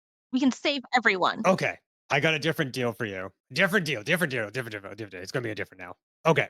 I stay in this body for now. help you defeat everything, right? Mm-hmm. Then we find me a new body that you guys aren't quite so attached to that is like famous. I think that's fair. I mean, I'm actually okay with that. Yeah. in negotiation, there must be sacrifice. Yeah, like you all love Professor Trevor. Let's just find some other. Well, There's I mean, another. not there's not like- all of sure- us. I'm sure Not there's all at of least us. one jerk that we can replace. There's other people on the same soap. Just saying. They're bringing new characters on all of the time. You might be able to be Slip Slap, Yeah, star I could be Slip Slap. of Ancient Aliens. Oh, I think that might just be star. what that soap needs: is the infusion of a new species. Okay. I would watch okay. that season. Slip Slap featuring an ancient alien Slip Slap. Mm-hmm. Does sound very interesting. Okay. I'm going to need the envoy who is doing most of the talking for this particular branch of conversation. Roll to persuade. And you can go ahead and roll 2d6 because you're an expert. And you're rolling feelings. Would you consider that possibly we were helping? Yes, I would. I will Yay. allow one of you to make a helping roll. Yeah. And that person is going to be W because W said like the last two things. I make a gesture that looks very slightly like let's just say a threatening gesture. As in, I will space this man if he does not tell us everything he knows. Okay, so this is a feelings roll for you because you're intimidating. You gotta roll a 6. Or do I not just? I think I just boost him one, or do I need to roll? You need to roll 1d6. And Ooh, I a rolled. No, a you six. did it. 6. Yeah, you have to roll above your feelings and you needed a 6. Boom, boom. Wow, dude. Okay, you get a Awesome. 6. Very So nicely done. one die succeeded, so you barely Yep. managed helping him. So Zayda, go ahead and roll Yep. 3 dice. I will. Catherine Zeta Stellar. Maybe. He rolls beneath lasers. 3d6. Okay, so my feelings are a 2. I rolled a 1, a 2, and a 3. So I got laser feelings. Laser feelings. Okay, you're going to get a special insight into what's going on, and then it'll allow you to re-roll because you only have one success right now. Okay. So you have to ask one question. Mm-hmm. Take your time. Yeah. Think harder. Is the place Slip Sap is trying to get us to go a trap? No. Okay. Okay. All right. I'm gonna roll again. Okay, keep your 3d6 and roll again. 3d6. It's a trap. Oh my god, that's so bad. I rolled my feelings again. A 1, 2, and 5. So you Yeah. succeed with one Okay. die. You want to ask another question? I mean, does it keep going forever? It doesn't say it doesn't. Yeah, I don't see why not. If you don't have any more questions, you can at least re-roll. Yeah. Gosh, what questions? I mean, I assume I'm not. I mean, I don't want to ask like big questions like what are the space forms trying to do, unless that's something you want to answer with No. with this question. You can ask whatever you want. That's the point. Yeah. But What's you know, it's supposed to be a question kind of like around the purpose of what you're doing, No, yeah, which is why I'm like- convincing him to Yep. help and you. he's already told us what he wants, what his goal is. You know, does Slip Slap have a mate?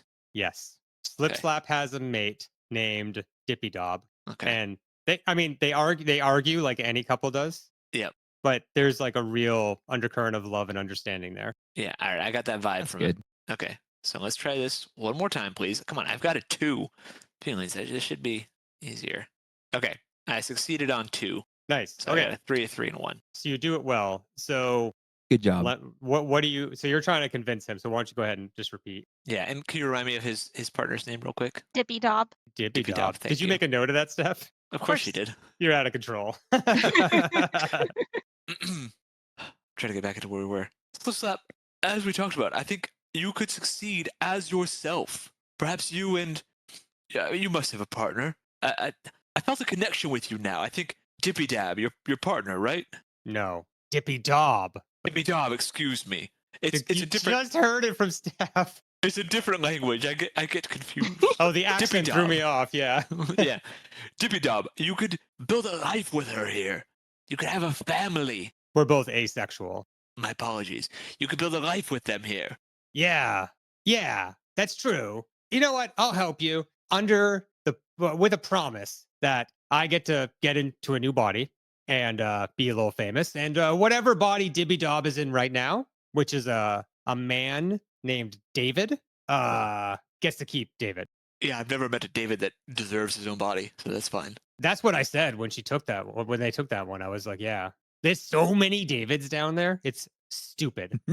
I knew that's why you didn't want us to take that name. The whole planet's just Davids. It's just all Davids. It's like, yeah, it's Well. frankly ridiculous. Blackguard just means David in their native. In their Their tongue, language. they're all David of David. Well, why don't you tell us what's going on then? Because that promise, my friend, is secured. Okay. There's a temporal anomaly down on that ancient space ruin. Us alien brainworms, or as we just call ourselves, brainworms, Domestic brainworms. right? We're just normal brainworms to ourselves. But to you, alien brainworm, we're not from here. We're from the distant future when Blagar 6 is actually controlled by us. You see, the Blaggarts, as you know them, die off, and another species rises up that we form a symbiosis with. And yeah, everything's going great until there was a plague. They started dying off in droves. Thankfully, we had discovered a temporal anomaly in these ancient space ruins, even more ancient in the future, if you can believe it, because it's in the future. They're even older, I right? suppose that makes sense. Yeah, it's like crazy. So it's nuts. So we used that thing to send ourselves back in time because we knew that there was a weird lizard race here before. And yeah, big bang boom, our species survives. Unfortunately, they weren't compatible with us in such a way that it would be like a symbiotic relationship. So they're gonna have to give up their agency so that we can survive. That was the plan. Now I don't really give a shit. Like there's these like TV things, and like I can be like really respected and stuff just for like making pretend. So I want to do that instead. It's good to have goals. Yeah, me and Dibby Dob are going to do that. Well, I wouldn't count on somebody named David getting a role in show business. Oh yeah, maybe they'll need to take on a different body. That's the deal. I'm going to get a different body, and Dibby Dob is going to get a different body too. But we get to choose the bodies. But neither. But we get to veto them. No. You already said no, Professor Trevor. That's But already then you your can't veto. just go and pick my mother. Your mother's not on Blagar 6. I guess maybe. It's just an example. We will find you some bodies, some options. but Okay, you choose options, Yeah, and then we'll choose from those. Provide options. But they all have to be famous. They all have to be famous. They'll have famous features. What does that mean? Yes, of course they'll be famous. I made a promise, okay? And Zayda Stellar keeps his promises. Thank you, Zayda. And I wink. Okay, so if you're going to stop the quote unquote alien brainworms, you're going to go down to the ancient space ruin. You're going to want to go at nighttime. No, daytime, because that's when we're sleeping. So go at daytime. We'll all be asleep. Break into the ancient space ruins. We actually have a lot of trouble staying awake in the daytime, so there won't be any guards or anything. You can just walk right in. I'm sure there's some security they've been setting up there. I'm not really privy to that. Go right in, and you need to close the temporal anomaly, but you need to go to the other side of the temporal anomaly first to destroy that generator. Then you can come back through and destroy the rest of it from this side. Otherwise, they're just going to reopen it in the future. So you got to destroy it in the future, then destroy it in the past. It all makes sense. Time travel makes sense. And how do we get the brainworms out of the hosts that they're in now, I Mhm. wonder? That's like the easiest part. So you definitely want to stop them from coming in, because if you just take the brainworms out, they're just going to keep coming in and reinfecting. That's not going to be what you want. So stop them from coming in. To get them out of the host, it's like super easy. I almost don't want to tell you because then you might use it on me. Like, Tell I us. promise. you've already- I promise my we God. won't. wait, did you say I promise or did you say I promise? I said I promise. Good Okay. God, man. Clean out your ears. Third promise. I heard promise too. Anyone else here, Plomus? Okay, you guys are saying promise now for sure, right? So I'll tell you because we've already made a deal. Of course, me and Dibby Dob are going to be far away from this. It's a specific frequency that can be made. Well, it's actually in a lot of music, so it's pretty annoying. Because whenever we hear like specific songs, we have to like vacate the head because we just can't turn off the ears of the host. So we have to. It's just escape. It's a complete blind panic. We have to get out of there. So yeah, it's like a certain pitch and it's also like a certain rhythm. You know.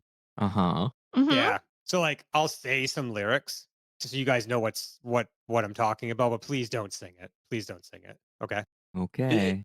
It can just be sung. It doesn't need the backing music. Yeah. So I'll just tell you the lyrics and then you're not going to use it right now. I don't trust you guys. I'll tell you the lyrics later because you're definitely going to try to get me out of this body. So let's go do the first part and then I'll tell you the lyrics, okay? And I'll make sure I'm far away. You're a canny negotiator, Zip Zop. if you ever want to change careers, I Slip could use a My name is Zip. Slip Slap. You're so racist. Yeah, just because the guy's an alien brainworm, his name must be Zip Zop. No, My Listen, partner's name listen. is not Dibby Dab, it's Dibby Dob, and my name's not Slip Slip Slap. Slop, it's Slip Slap. Slip Slap, when you send us the lyrics, maybe write them down and put your name in there, and then we won't forget. All right, Okay. Slip Never Slap. gonna, never gonna slip Absolutely. you, Slap. No, stop. Wait, that's not it. That wasn't it.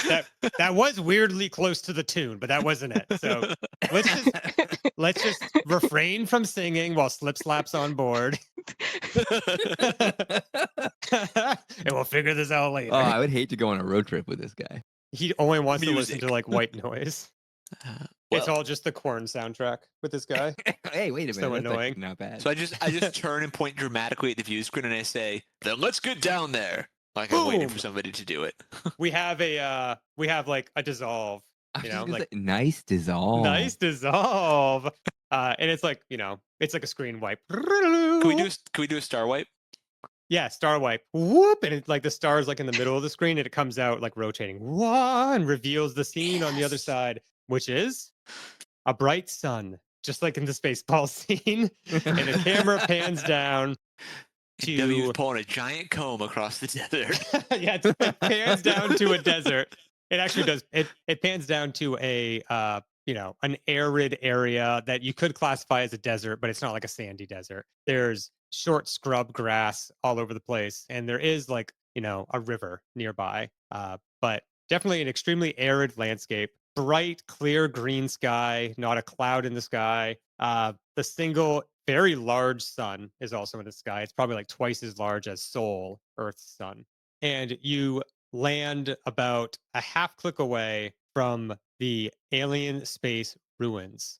So these only rise up about 2 stories, and they don't look like normal buildings. They're not like something recognizable like Mesopotamian architecture or anything like that. Instead, it looks like a bunch of futuristic pills that are standing vertical, like a bunch of pills just completely standing up vertically, 6, 7, 8 of them of varying heights going up to 2 stories. And you can see there's a large pit dug around them, probably because they've been buried over time.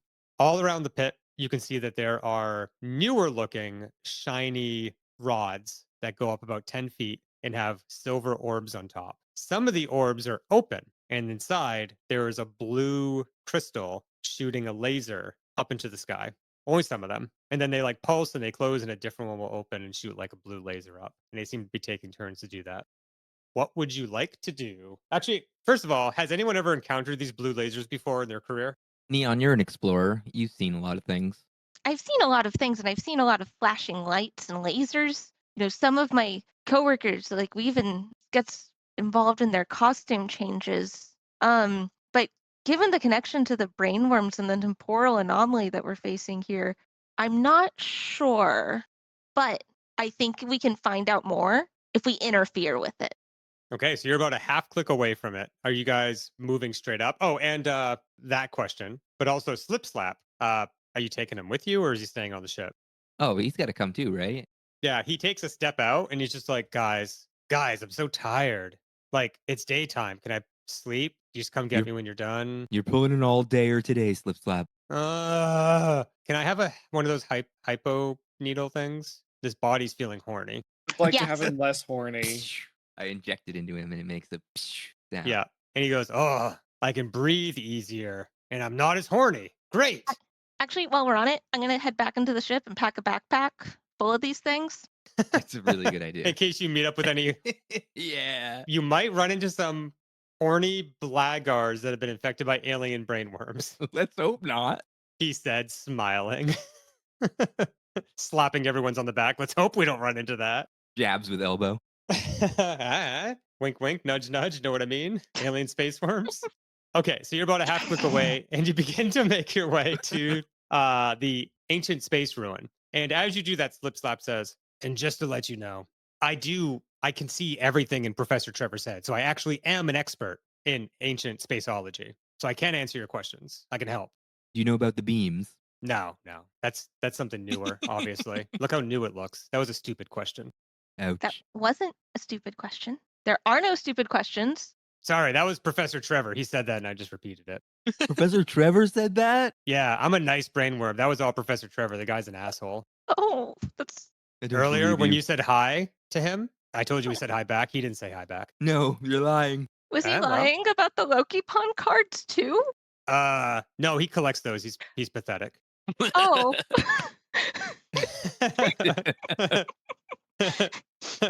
All right. Guy's a real loser. That's fine.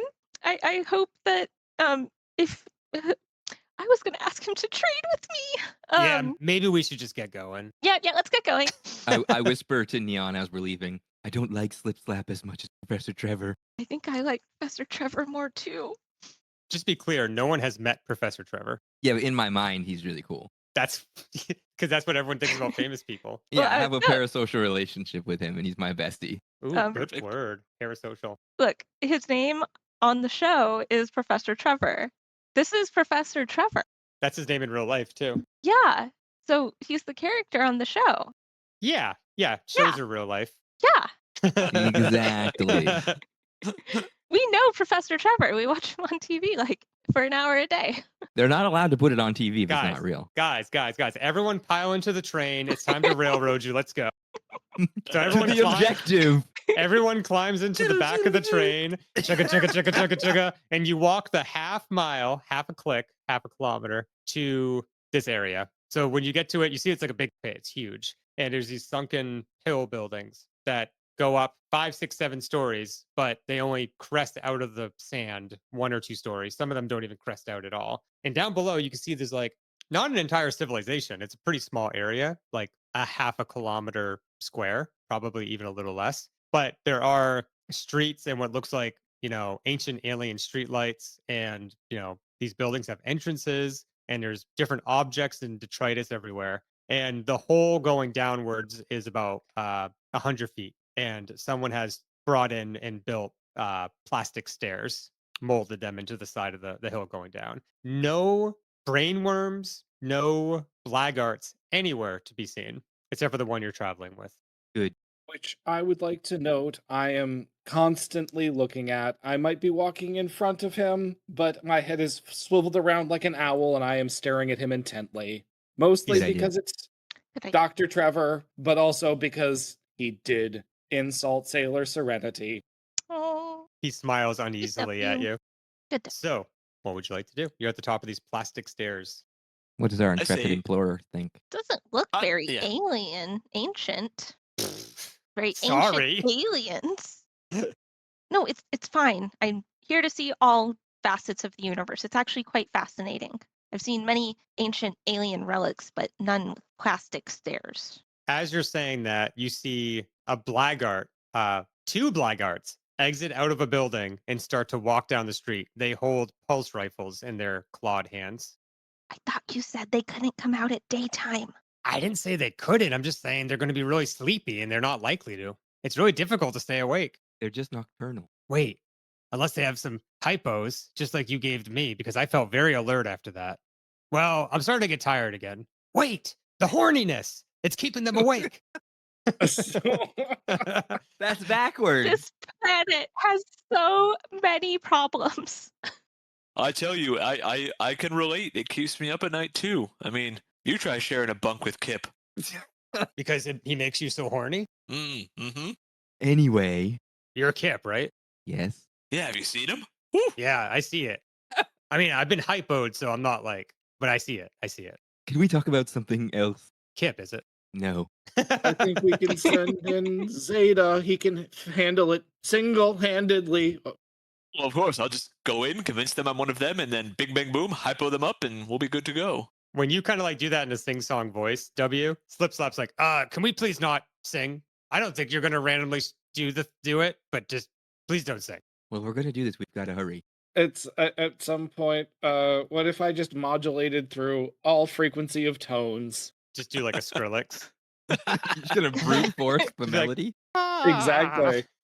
Literally just all the way up and down, see what happens. Well, if it's a scale, if it's a simple scale, this guy's totally screwed. Yeah. If they're horny and that's keeping them up, I don't know what you're going to do. There could be plenty of quote unquote alien brainworms down there. Well, I have my backpack full of hypos. You could said these things could be rationed, Yeah. right? I'm looking into Professor Trevor's sordid brain here. Yeah. Long Oh. nights doing half a hypo. Just enough to take the edge off. Just enough to get to sleep. This planet is so interesting. Let's each take a few. Yeah, okay, everyone take a few. Let's go take these guys out. All I brought with me was this little beam pistol, so if we could get their rifles too, that would be even better protection. Let's just stun them and use the hypos. That is also a smart idea. You could also hide in a corner and then give him a Tallahassee handshake. Okay. Well, what do you guys want to do? These guys on the ground level are moving away from you, so their back is to you currently. They're about 100 feet down. But you have to go down this like semi-exposed staircase. Let's stun them. I vote stunning. W, would you do the honors? Do we want to let them come towards us further, or should I just start a shooting? Well, I think they're getting away. Start shooting. Yeah, you're like 150 feet away from them, so you're pretty far. We may even need to descend the stairs a bit. Yeah, you guys will have to get within like 20, 30 feet to use your stun. Let's get going. Can we sneak it? Yep. Yes. So right. I will allow. Not everyone needs to roll sneak. I think one person will kind of decide like we go now, and then that will be your sneak roll. So decide who is making that call. I am. Okay. Sorry. That makes sense. I am. I'm Nope. intrepid. Yep, I agree. You are intrepid. Mm-hmm. I'm going to look up the exact definition of intrepid. Fearless, adventurous. Yeah, the Wait, one wait, who hold on, charges hold on, hold on. forward at the beginning of every scene. Intrepid definition, fearless, adventurous, but often used for rhetorical or humorous effect. So I'm just saying. Mm-hmm. Are you rhetorically intrepid? I am rhetorically intrepid, I say, as I start shuffling towards these guys, saying, Okay, so wait a minute. W, So come with me. you need to roll 2 dice. Actually, go ahead and roll 3 dice because you're prepared. You take time, you see how they're moving, you're looking for an opening. So roll 3d6. And I'm just going to preface that I choose to sandwalk my way towards them. And I hope Sandwalk, that roll 2d6. No, never mind. I hope that W can follow in my footsteps. You're doing that weird crip walk, being like, I'm being sneaky. This is something I learned on Arrakis. Like, have you not gone through the universe? A 5 and a 6. Oh Okay. boy. Well, you're trying to do lasers here. Yeah. So that was bad, guys. That was real bad. I failed, but progress was made. And your number is a 2 or 2. a 3? It's a 3. It's a 3. Okay, so you roll 2d6. You don't roll low enough, and you don't roll a 3. So none of your dice succeed. So something goes wrong, and it gets worse. So you say, we go now. And you guys pitter patter your way down the steps as quickly as you can. When you get to the bottom, just as you're getting around that last bend in the stairs, and you have some like, crates in front of you and some like water barrels and stuff like that. From out of the door in front of you where the 2 original guys came out, another guy comes out and he sees you and you see him. And there's an awkward moment where you're just kind of staring at each other. Blast him. I blast him. Oh my God. He tries to blast you back. I stun. Okay, you stun, and he tries to blast you back with a phaser pistol or with a phaser rifle. So go ahead. So we're gonna do a quick draw contest. So roll 1d6 for your lasers Jesus because you're Christ. not prepared and I you're was not too an expert. intrepid. If you succeed on your lasers, then you win the quick draw and you shoot him first. Oh shit! Oh, that's what we like to see. Oh my God. Oh, You wow. succeed. You barely manage it, but the GM inflicts a complication. So you guys kind of like stall, and then Qip's like, blast him. So you pull out your variable beam phase pistol, set to stun, and you shoot out stun ray, just like in A New Hope. It's like a big circle that comes out, and crashes into him. As that happens, he yells out, brainworms, help! And he falls unconscious. Inject him. Oh, you run up to inject him. As you do that, you see that he's actually not stunned. He's fallen over and he's very groggy, but he's fiercely struggling against it. And he's saying, as you get closer, he starts like kind of grasping at your feet. And he's like, Can I scan him with my tricorder? Yeah. Tricorder says he's just so horny. Tricorder comes back with alarming levels of horniness. Yeah, he's getting a hypo. Oh my You god. take out the hypo and he grabs your wrist and he says, "Do it!" I grab his arm and then I just inject it in his. Oh, thank you. Thank Sleep you. now, friend. And he falls unconscious. Friend? He's not in control. He's not. He's just so horny. They're Wow. all Friend 13-year-old zoned. boys, basically. I am going to write a letter to the consortium about this. You're like, I'm going to write a letter to the GM about this episode. This is what happens when I Yeah, don't right? pre-plan. So the plot is everyone's horny. And Yeah. go. Fanfiction.net is going to love to read this one. Fanfiction.net and explicit fanfics, like in 2005 or something. What's the new one that I should say instead? AO3. AO3, yeah. AO3? Isn't that the... AO3. Isn't she like... AO3. Isn't she a House representative?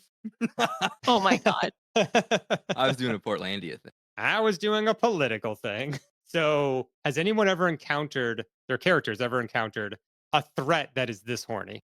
Yeah. I've only read about it in books. I'm interested to know why you said yeah. Can you tell us about that adventure? Yeah, so there I was, trying to negotiate the peace between these two corporations. They'd been just fighting over the same market and business for so long. It went to war, as these things so often do. But come to find out that their main product that they were fighting over was a male, let's say, sexual enhancement medication.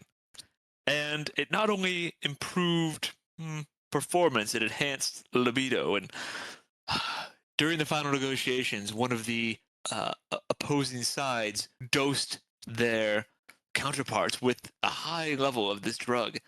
And so during this meeting, this one group just could not keep their hands off of each other and the whole group. But in the end, it actually turned out for the better because there was some tension that was released, some bonds that were formed, and well, at the end of that meeting, there was just one company. So, like, I'm really sorry that I asked him, guys. I didn't know that he was going to have like a whole thing. Honest, when we talk about promoting love and justice throughout the universe, is that not but one form of It's it? the main form for me for Yep. Zayda, for Zayda Stellar. I So figured. you're saying the scouts are like promoting horniness across the Nope, universe? didn't say that either. Yeah, no, you're putting words in people's mouths. It's more like a middle ground. It's one form of many. Yes, thank you. So is there a horny badge before you can reach pretty guardian rank? No, there is No. not. No. So then it's not very inclusive to like blackguards. We're a very we don't have that in the scouts. No, If there was a horny badge, blackguards would join, get that badge, and then quit. blackguards Why is bother? apparently already collecting our cards, so Yeah. they- Well, they Professor Trevor haven't does. quit. So you have this unconscious blackguard in front of you, obviously infected with a brainworm. He called out for brainworm backup. So what would you like to do? Did those other two hear him call out? That's what I'm most worried about. They are out of sight. They're a couple 100 feet away and maybe even round a corner. So you have like this doorway in front of you, and there's plenty of other like pill buildings around. Everyone remembers why we're here, right? Close We're the here. time portal. To go through the time portal, destroy the generator, come back through, destroy the generator on this side, and then we think. You reading your Slip slap. notes? No, I actually just remembered that one that That's time. good. I didn't remember all that. Slip slap. Which way to the portal? Well, I've actually never been here before. I'm gonna slip slap you. Blast you, slip slap. Some of my forebearers came through. I was born on this planet. I'm a native. I'm a citizen. Wait, how old are you? Like a month. That explains everything. What's your species lifespan? Like kind of like infinite. Oh, interesting. Yeah, like I'll leave a body and go into another body and kind of just keep living. Anyway, W, you are a tactical expert. What do you recommend we do here? May want to slip into cover, but at this point, I'm readying my phaser for anything that comes around the corner at us. I recommend that you guys scan for temporal anomalies. Good Brilliant. call. I'll take out my tricorder once more. Perhaps I can find the temporal anomaly using this device. Boop, boop, boop, beep, beep. Twist, twist, switch So you the take lever. out your super sweet space phone camera communicator scanner thing with universal translator and you scan the area. There are tachyon particles coming from the north right. This thing I carry says there's tachyon particles that way. From the north right. To the north And right. What are tachyon particles, my dear boy? Don't call me that. Particles that are emitted when there is a temporal anomaly. Ah, then we're on the right track. So you begin to sweep your super sweet space phone camera communicator scanner thing with universal translator back and forth and making your way towards the faint hint of a tachyon particle. Just the kiss, the slightest brush of a tachyon particle. You begin to make your way deeper into this ancient space ruin. You arrive at an even deeper hole with a ring in it in a platform. It looks very Stargate. And around the ring are multiple of those blue energy pylons, but they're all dormant. And there's also a control panel filled with an alien alphabet, alien symbols. Down there, as you are kind of peeking over the crest of this rise, you see that there are 3 blackguards. Well, what do we do? 3 blackguards there Can we stab them with the hypos? to get close, and that could be risky in their current state. Or we use the power of love. Remember that story I told you? Fortunately. We could also use fake Dr. Trevor as a distraction. W, yes. No, the power of love. I'm not doing that. I'm not going to put myself in danger, but you guys can do whatever you want. What if they're your fans? They're fellow space, quote unquote, alien brainworms. They're not my fans. No, they're Black Guardians. They're still Black Guardians, just like you. They have knowledge from their hosts. They might also be fans of ancient aliens. Listen, Neon Serenity. Yep. The last thing I'm going to do is go down there as an NPC and roleplay with myself. It's just not going to happen. Oh, yeah. Yeah, that makes sense. All right, well, 3 of us will be those guys, and you be this guy. I'd be happy to narrate a audiobook for you at another time, but Fine. So what do you guys want to do?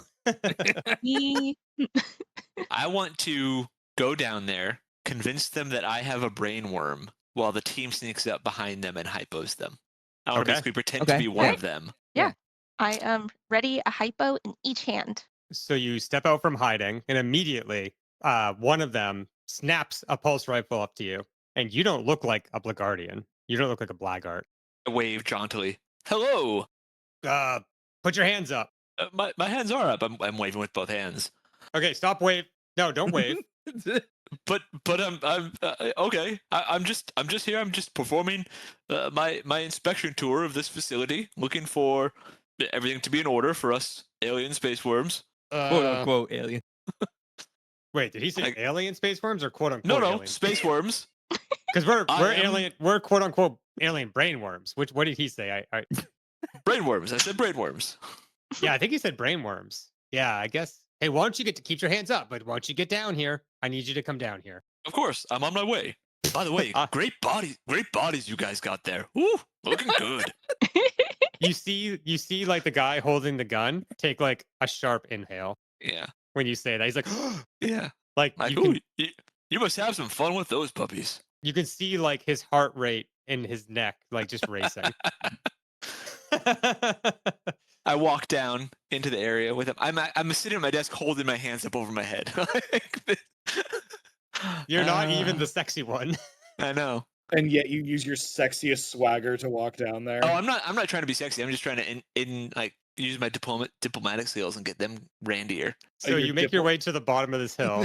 Mhm. And you're about 5 feet away from this guy with the gun. Mhm. The other 2 guys come up and they're standing a little bit behind him, but all attention is on you. Right. And one guy behind, sorry, let's do a woman. I'll do a woman's voice. That's always fun. A woman blackguard behind the male blackguard with a gun says, but you're not what race are you? What species are you? I am hold on, let me ask the gentleman inside here. A Verosian. He's a Verosian. Interesting. He was traveling here on a little holiday. I happened to nab a little exotic specimen. Wait a minute. I don't know. This is confusing. I'm confused. What's your name? Flip slap. Slip Slap. Well, that is a name. That is a common name for us. It's like our John, so that makes sense. It's like our David. Yeah, Like that's our like our David. David, so that makes sense. Yeah, they're like nodding to each other. That's like our Yeah. David, so that's good. And what's your host's name? Zayda. Oh. Yeah, I thought an exotic name. Interesting. Mysterious. The third one speaks up. This one, we got a male, we got a female. This is a this is a non-binary person, a non-binary blackguard. And they say, well, I don't think I fully believe you because you're not a blackguard and we've only infected blackguards. It's only been a month or so. So I don't know how there could be a different race. So we're going to ask you a question. We're going to give you we're going to give you the future alien, quote unquote, alien brainworm test. Quote unquote. So Of course. prepare yourself. As is standard in these situations, I'm well aware. So and you guys are all like walking around and getting into position, right? Mhm. Yeah, we're using this opportunity to get in position to give them the pew pew with the drug. Okay, so the first question, if you are a quote unquote alien brainworm, you must already know what it is. It's a fill in the blank. Of course. And you have to give the right answer as a quote unquote alien brainworm. And we have 3 questions total. Proceed. When I am in a host body and there is a jacuzzi party happening down the street at a rival's house, rival quote unquote alien brainworm, and you weren't invited, okay? And so, like, everyone's there, all your friends are there, but you're not friends with this person, so you weren't invited. So you're like at your house, and it's just down the street. It's like 3 houses down. You go to the party, right? So you're going to the party. So you go to the party, and with you, you bring a snack, and that snack is a Before I answer, let me just say, the way you asked that question was divine. Your pronunciation and just the way you hold yourself, you're so confident and self-assured with your questioning. Oh, just give me a moment here. And the jacuzzi, you say? Well, the attire that I have on as I'm attending, am I prepared to go with this jacuzzi? you. How about you describe what you're wearing? Oh my Well,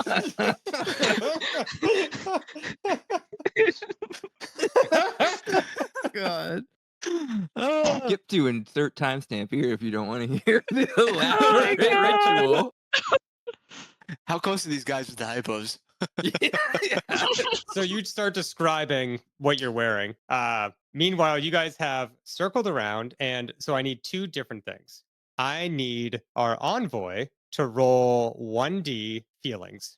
This is a helping roll because you're distracting them with your feelings. Yep. For the laser roll of whoever's doing the sneaking and the hypo. So who's doing that on the other end? There's Like, 3 of them and 3 of us, right? oh, Yeah, I so think all 3 all of you of us are guys are doing it. going. Mhm. Okay, so go ahead and roll your feelings. Yep. I matched it. Okay. So I got late. I don't think I get laser feelings with a helping roll. It doesn't say you don't, Okay. Interesting. but you don't have to ask a question. I'll just let you re-roll. I was going to ask what the right answer is. So you get the idea, like you kind of get the impression that the answer is a salty snack of some It sort. is. Okay, I probably would have said that anyway. Yeah, me too. I'm like a salt addict, right? Oh, I just meant based on their current moods. Oh yeah, me too. I Um, hate salt. I hate salt too. 6. So I beat my roll. Yeah, you beat it by far. Wow. Nice. So that's a helping roll. So I need all 3 of you to roll lasers. Now, hold on. All of you are going to get an extra 1d6 for the helping roll, but some of you may get additional rolls. So Brian, sexy doctor, no additional roll. Steph, intrepid explorer. Mm, This is pretty daring, so I'm going to give you a plus 1d. sweet. Echo Whiskey 7, Android Soldier, you definitely get an extra 1d. This is right in your wheelhouse as a combatant, sneaking up on people and stabbing them with needles. Live for this. I've never seen someone swing their hips so diplomatically. So Echo Whiskey 7 rolled 633, and your number is a 5, right? It is. So you will succeed with a complication. It says everyone's like DSA names in here, so I want to be like, Haley, you rolled.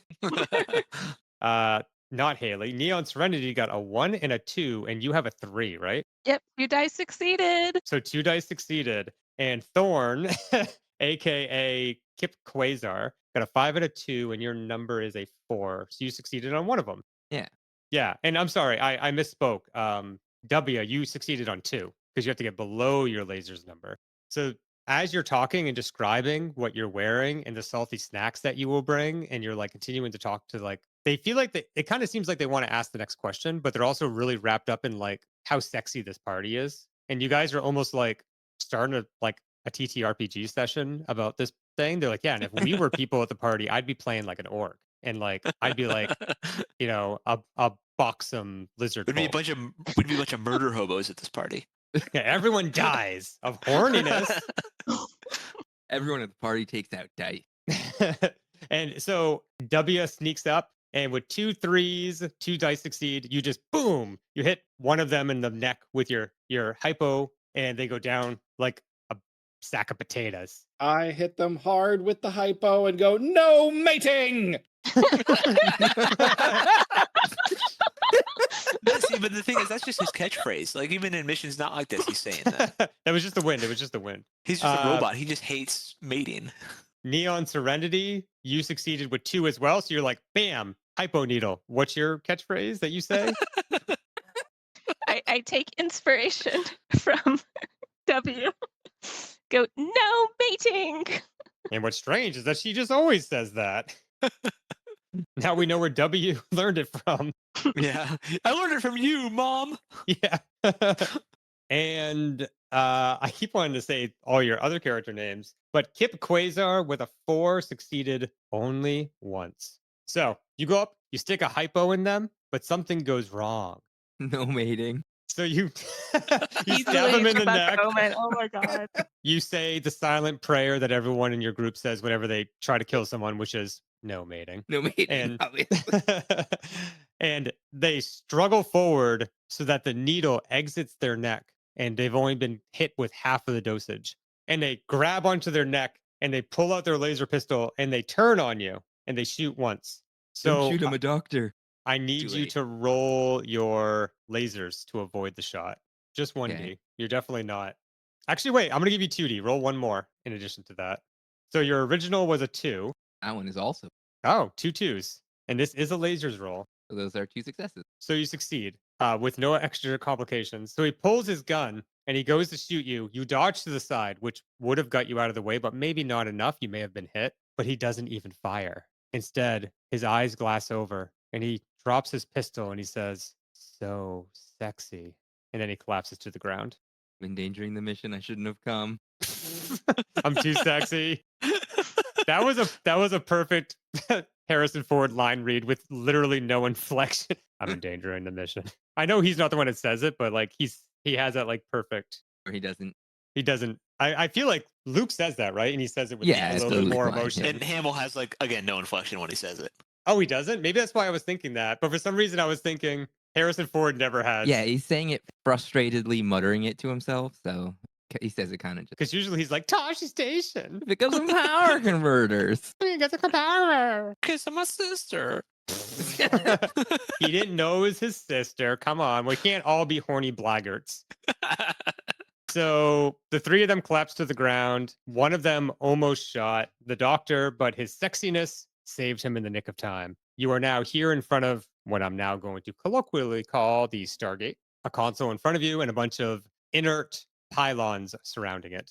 We need more pylons. Must construct additional pylons. You do see that there's only 4 out of the 5 pylons that you need. We're gonna have to construct additional pylons. No, all the pylons are there as far as you can tell. Okay, we have to get this thing working and go into the future and destroy. Wait, how do we get back? Slip slap. Slip Slap slides down the hill and says, yeah, it'll be fine. Don't worry about it. Like, you destroy the generator, but there'll still be some power in the coils. You just walk right back through. It'll close behind you. Then you destroy this side of things. Perhaps some of us should wait here just to make sure things go okay on the side. I volunteer. No, I think you should all go through. I think you should all go through. You'd never give us up, Slip slap, right? I mean, I'd give it up for you. No. Like, I'd really raise the roof for this party. You guys are really cool. But what if What if what? I don't trust you, Slip slap? Are you trying to say I would betray you? Yes. It's crossed my mind. Why would I betray you? Also, I'm saying betray you, and it's making me just think of the never-ending story. Betray you. Betray you. Betray I've you. I would never betray you. You're my. You know what? You're my found family.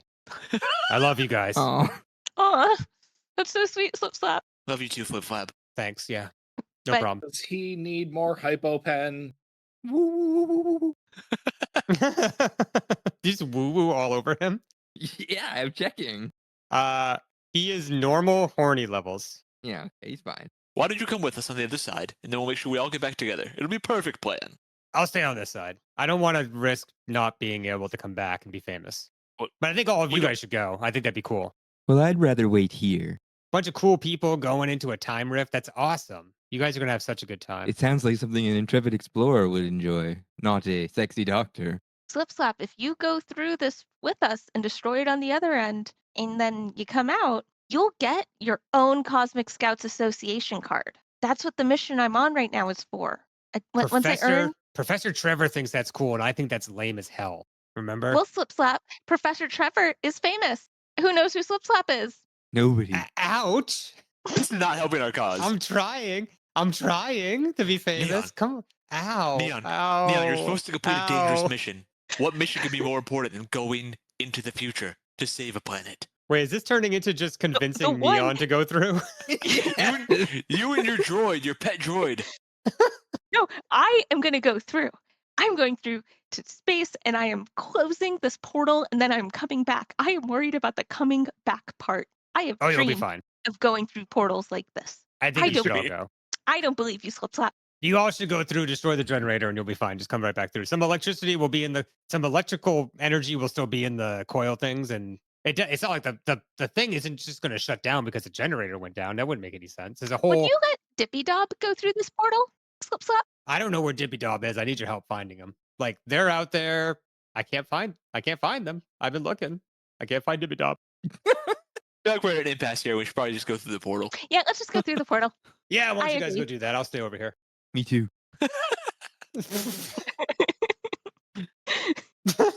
Jesus. Oh my god. Okay. Come on, Kip. Get your cute little tookus over here. You guys have like an HR department or something? I wish. The sexy doctor's like, we really need one.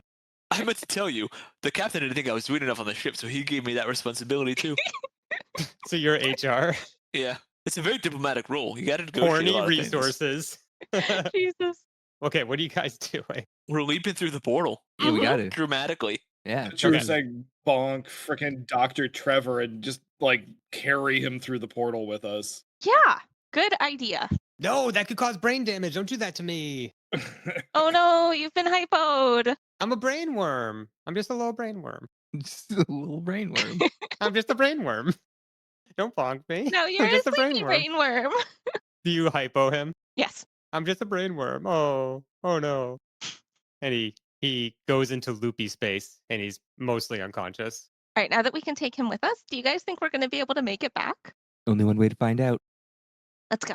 Okay. So you guys go up to the console and bash on it a little bit and use your tricorder. I'm sorry, I mean your super sweet space phone camera communicator scanner thing with Universal Translator. I call it the woo. And you very easily understand this technology that you've never encountered before, very Star Trek, and just turn it on. You're like, oh, yeah, there's a fucking on switch, fucking hit some symbols. Ah. It's a Unix system. I know this. I know this. You guys are like, all of your hands are on the keyboard, all typing at once. And then the round portal activates. Vroom, and a big, I don't want to say it looks like water, so I'm going to say it looks like Clear liquid. Milk. grass. Not a liquid, grass. Oh, okay. Oh, I It like looks like a that. bunch of grass, like, whoa. So it looks like there's a football field, like curated grass right in front of you. So it's just like a vertical sheet of grass. I think it's a full orb. I think it's going to be an orb of Mm, grass that you walk mm. into, Oh, I like, like that. like yeah. you know in Sonic when you like jump into the orb or whatever. Isn't that a Sonic thing? I know. I can't think of that in Sonic, but I know the type of thing you're talking about. I would think Yeah. more like a Crash Bandicoot thing, maybe. Ah, yeah. So you guys are leaping into a Crash Bandicoot orb. Patent pending. Nobody sue me for that, please. So there's a big grassy orb in front of you. And it's really neatly mowed. Someone like understands they're mowing. So it's been like back and forth cross hatching mowing, like that awesome pattern you see on baseball fields. It's just kind of hovering there, waiting for someone to do something in this game. Ahem. We got to go Let's back. send the droid through first. I think. Make sure it's safe for us organics. If you could just back up give me a quick backup, I can just duck through and see what happens. Woo. That's the backing him up sound. I've got a copy of your mind downloaded onto this device. Weird. Yeah, how'd you get that? It was brain port. That's a lot of ethical conundrums there. We can get into that at a later date. Yeah, what kind of doctor are you? The sexy kind. God. So the android W, you move up to the great grassy orb, and you play your fingers across it, and you feel the verge. It's very pliable. I'd like to feel the grass and then duck my head in and back to see if I could easily go through it. You duck your head in, and you're not really on the other side looking at another like world. It's more like you're in a liminal space. So it's kind of a purpley black nether area. But in the distance in this liminal space, you can see that there is a white rectangle. And you can hear angels singing or something. Oh. I duck my head back out of the portal and let them know that there seems to be robot heaven at the end of this gateway. Fascinating. All I heard was angels. I think I want to walk towards the light. Well, that is a complete journey. Well, Yeah. seems safe enough. Okay. Let's go. I duck in, and who's coming with me? I think we're all going. Yeah, let's not split up. We're a team. Agree. Who is carrying Slippy Slap? Probably the giant robot. Yep, Yeah. I was gonna say, I feel like I can throw him over my shoulder. I look strong, but these are vanity muscles. All you do is work your core. Yeah. So you sling Slip Slap, nicknamed Slippy, over your shoulder, and you move into the ball of grass. So I actually use my sweet printer coming out my back to make myself a baby Bjorn, and just like attach him to my back. oh, so this is like a full-on dot matrix 3D printer. Mm-hmm. Oh yeah, and the entire thing is wrapped with Loki Pawn is awesome. Oh God. Okay, so you make a dot matrix 3D printed baby Bjorn with Loki Pawn branding all over it. Beautiful. Exactly. Easy. Loki Pawn, patent pending, patent pending, patent pending. We should make a real Loki Pawn game. Yeah, it's a good Do idea. you see how actually. litigious the Pokemon company is? No way, man. I'm not Wait, getting wait, into wait. that. Nah, there's like a People- million card games out there. If you're listening to this and you want a Loki Pawn game, just slide into Steph's DMs. Let her know when it's on Instagram. She's the face of this whole Yes, LLC. So completely. just please, yeah. My Instagram account DMs are open. They are being checked regularly. Yeah. At Haley with 2 Y's. But no, hit us up on Blue Sky. We don't have a Twitter because we're not losers. We're cool people. So we only have Blue Sky.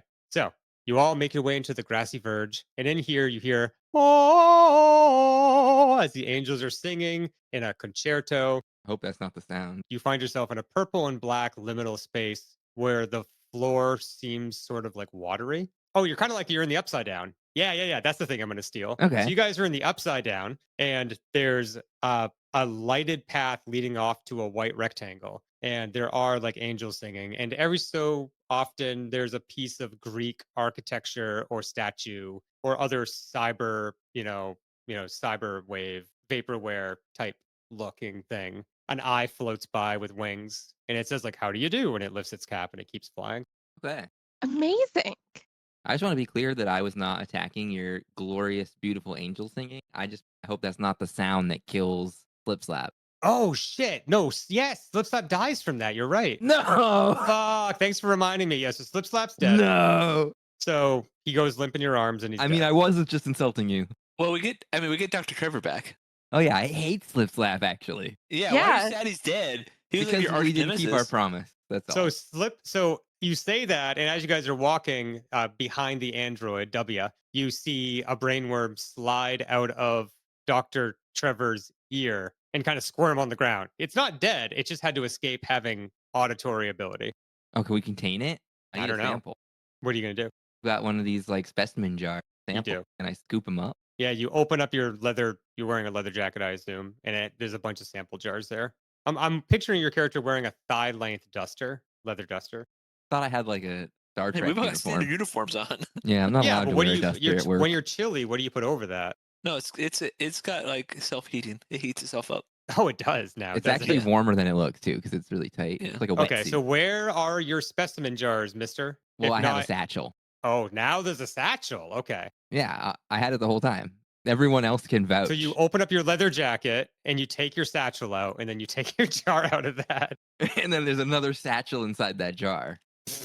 Okay, so no leather jacket. Gotcha. You have your satchel. You've had it the whole time, and you I pull did. out your jar and you collect, slap the quote unquote alien brainworm in the specimen jar. Trevor is sort of like groggy because of all the hypos, and he's not completely conscious, but he's struggling to like talk, but he's like rolling his eyes and not completely conscious. Just rest, Professor Trevor. We'll take care of everything. And you continue moving. I was going to have him say something, but he's so far out of it. And he's He not needs his horny rest. because he's had so many hypo sprays. Yeah. So I don't like know even what his personality is if he's not horny. I'm sure having a quote unquote alien brainworm is exhausting. So I'm sure. Yeah, he needs a little nappy. So you make your way to the end of this liminal space, passing a bunch of this like Greek architecture and busts and stuff like that, and things that are like plaid for no reason. And you find yourself at a white rectangle, and you can't see through it. It's just white. like the wall. Yeah, it's like a doorway, but you can't see through it. Hmm. I guess we have to pass through this blinding light. The eyeball with wings flies over and perches on Neon Serenity's shoulder. Oh, hi. Hi. How do we get through the bright light? Oh, hi. Hi. Hi. I am Neon Serenity, a prospective pretty guardian scout. How do we get through the bright light? Who are you? You know, like that crud you get in the corner of your eye? Yep. So some of that falls off the eye onto your shoulder and then it flies off. Hi. I have met a lot of creatures and I will meet many more, but I hope this is an individual experience. And it's a big glop of it. It's like the size of your fist. I'm But I just think you gonna made a friend today. I think you made a friend. brush it off. So, do you guys move through the doorway? Yeah, can we just pass through Yeah, it? can I we- want to Yeah. pass through it. Yeah, just walk through. I don't see why not. I don't know what's going to happen. I didn't write this adventure yet. I walk through. You die. Oh, that can't be right. Hold Oh. on, that can't be right. So you walk through and you find yourself in the exact same place you just were in the ancient space ruins, but they all look slightly older.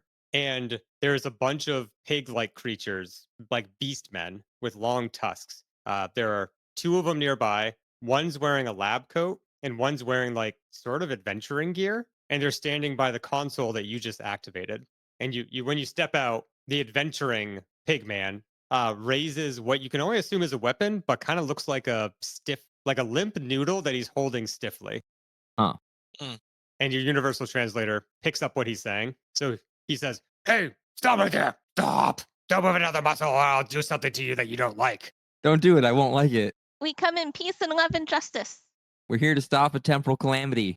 The one in the lab coat puts an arm out and lowers the noodle. Puts its hand on the tip of the noodle and lowers it, and steps forward and says, "Temporal calamity? What are you talking about?"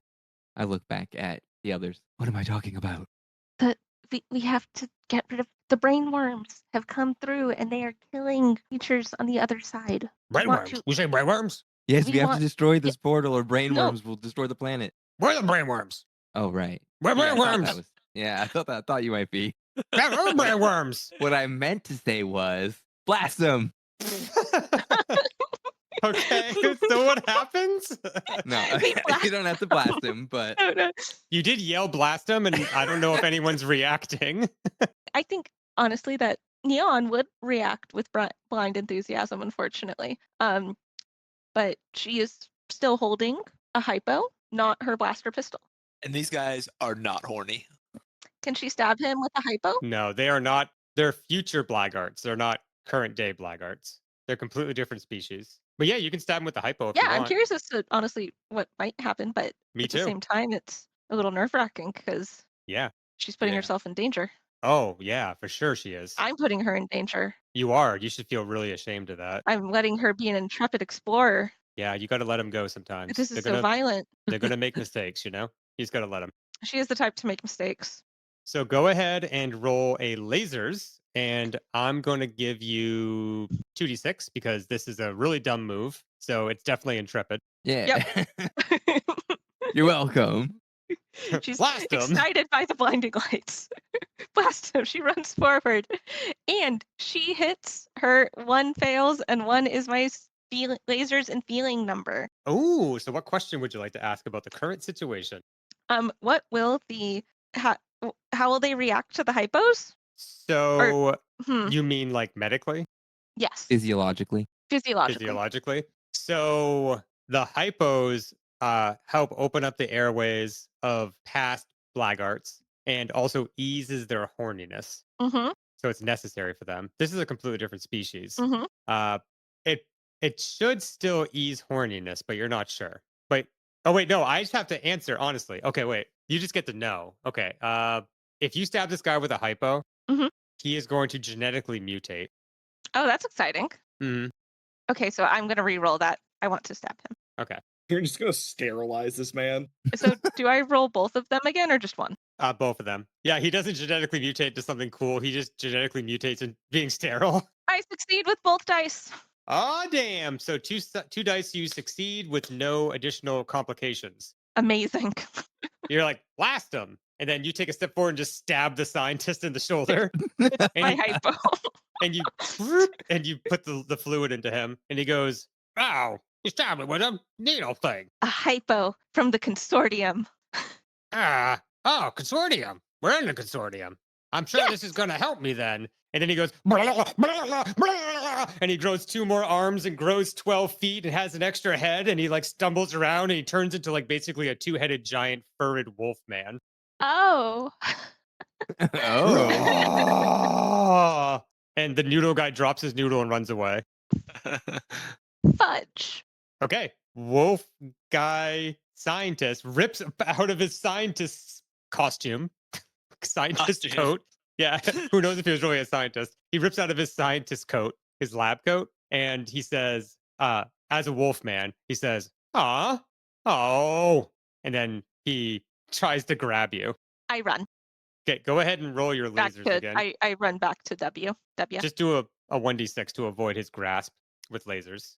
I fail. I fail so miserably. He grabs you and squeezes and lifts you up into the sky. And he says, oh. And he starts to bring you towards his mouth. I take my own advice and I blast him with my stun gun. Okay, roll to try to stun the 12-foot double-headed werewolf. I'm not even good at this. W's picking his robot butt in the back right now. He'll be with you shortly. I'm like, I could easily, no, I'm right now looking up Resident Evil 4 Plagueis memes where you like shoot him in the head and the head like starts becoming like a wiggling creature. I know our memes channel is really exploding tonight. Okay, that's a success, right? I'm good at laser.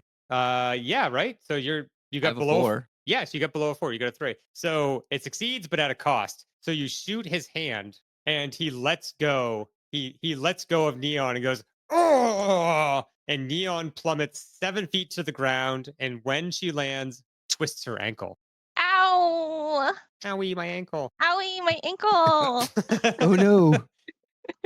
Let me Her get out the ankle. device. No, it's okay. This cannot hold back. Woo, woo, woo, woo, A woo. sailor, a pretty guardian scout. You hear, hello? What? Oh my god, a giant 2-headed wolf? What the hell? And you look back and you see that Professor Trevor is shaking off his unconsciousness.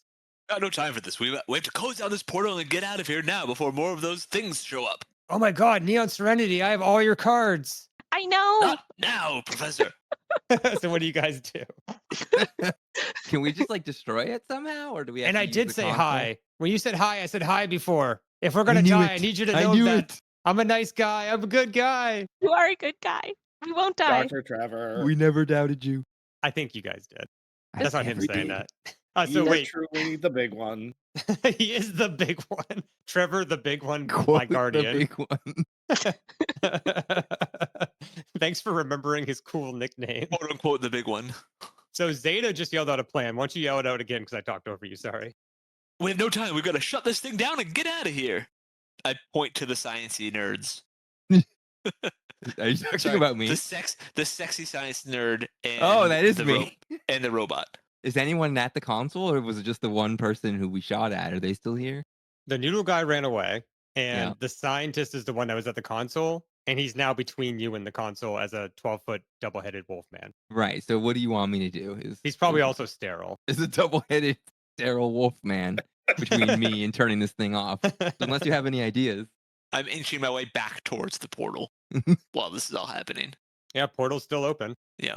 The console's there, but you actually spot the generator off to the left quite a ways, but also still like on the other side of the wolf man. I point up at the generator and I shout to W, destroy the generator and let's just get out of here. Affirmative. I was trying to get a Dr. Trevor autograph again, an actual Dr. Trevor autograph. I'm sorry. Let's go. I can shoot it on the way out. Okay, roll your lasers. Also, excellent memes in the meme chat. Yeah. We'll definitely have to make the meme chat public for people that join our Discord. And I rolled a 3. A 3, and you have a 5. So you Dude. just have to roll 5 or below, so you're good. Oh, and you're an expert, so you should roll 1 more 1d6. Sorry, I should have said that. 4. Excellent. So you succeed, no additional complications. You shoot, ba ba ba ba, and you boom, the generator blows up in a way too dramatic explosion for just a couple laser bolts. It must have just been dripping with gasoline. And the werewolf, not the werewolf, the 12-foot wolf man who's probably sterile, who's also 2-headed, goes, aw, come on. That's all you can do now. Oh, Rats. dang it. And what do you do next? Well, actually, I'm going to let him do something. He takes a step back and like hides his eyes from the blast. And he just goes, oh. And then he tries to squash Qip. No, I'm So Qip, frail. what do you want to do to avoid being You're squashed? beautiful. He's trying to like step on you. I want to. I guess I'll just dive out of the way. I don't think there's anything else I could do. Nice. I got the laser feelings. Okay, so what's your question? My question is no. I think it's here. How much time do we have? How much time is that your question? Yeah. Oh, okay. How much time do you have before the portal closes? Yeah.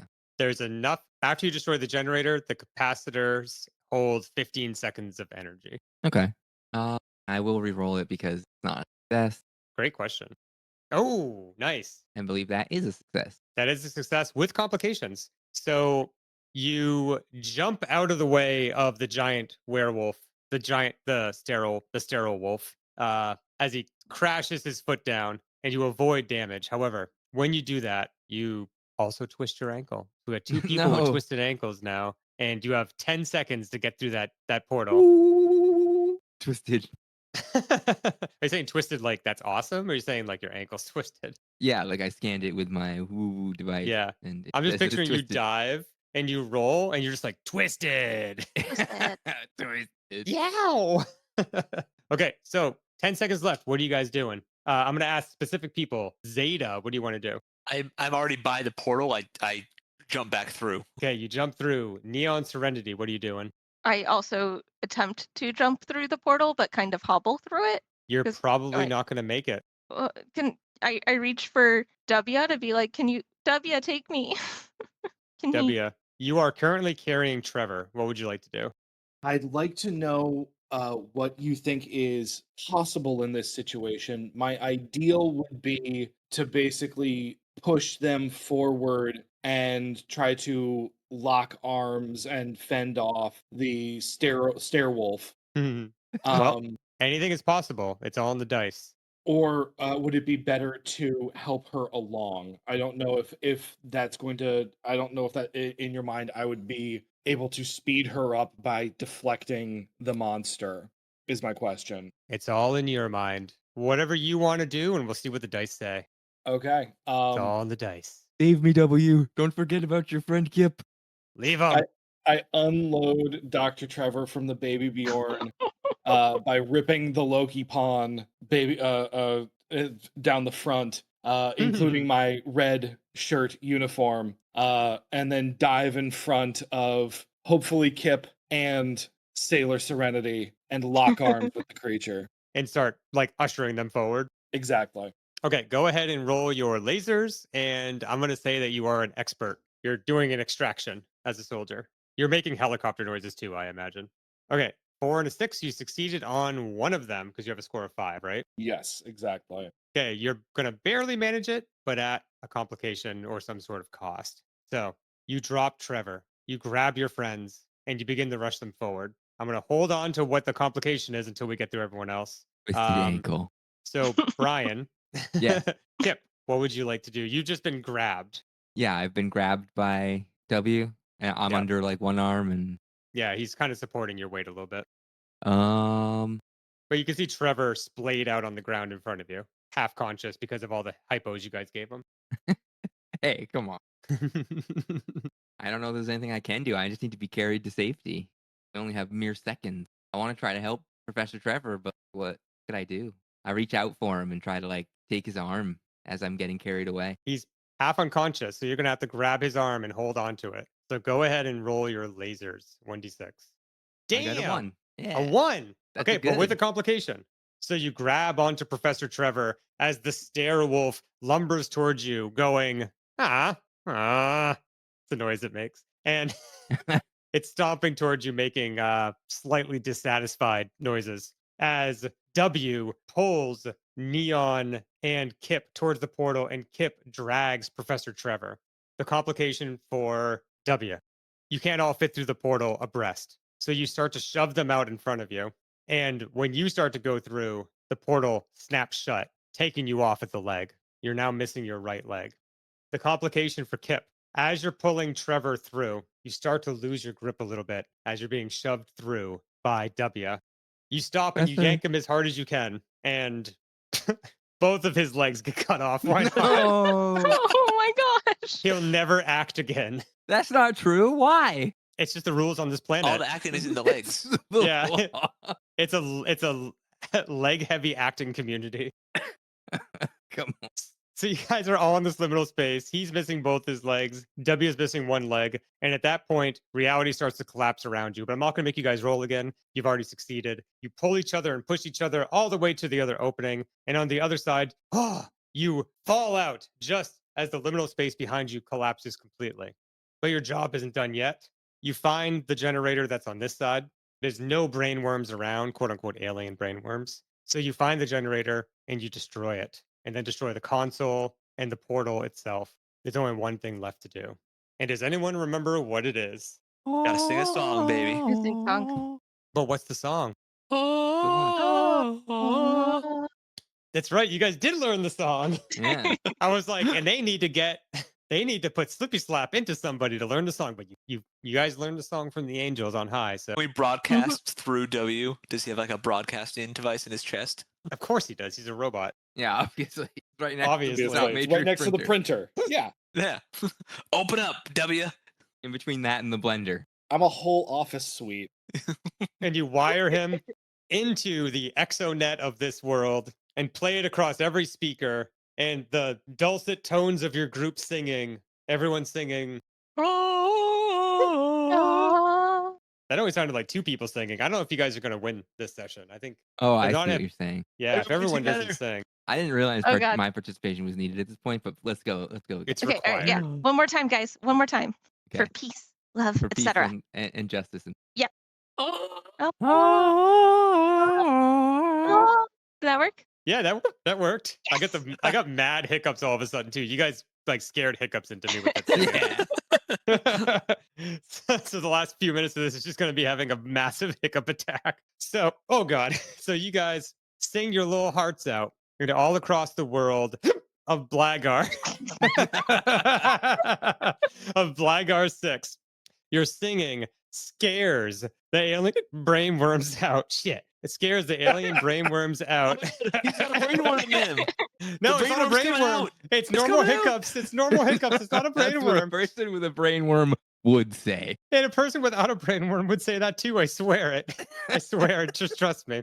And oh god. And across the world, the brainworms slide out of their host like slippy little slappies and hit against the ground, and they are squashed under the foot of those that were once oppressed, the Blagars of Blagar 6. Amazing.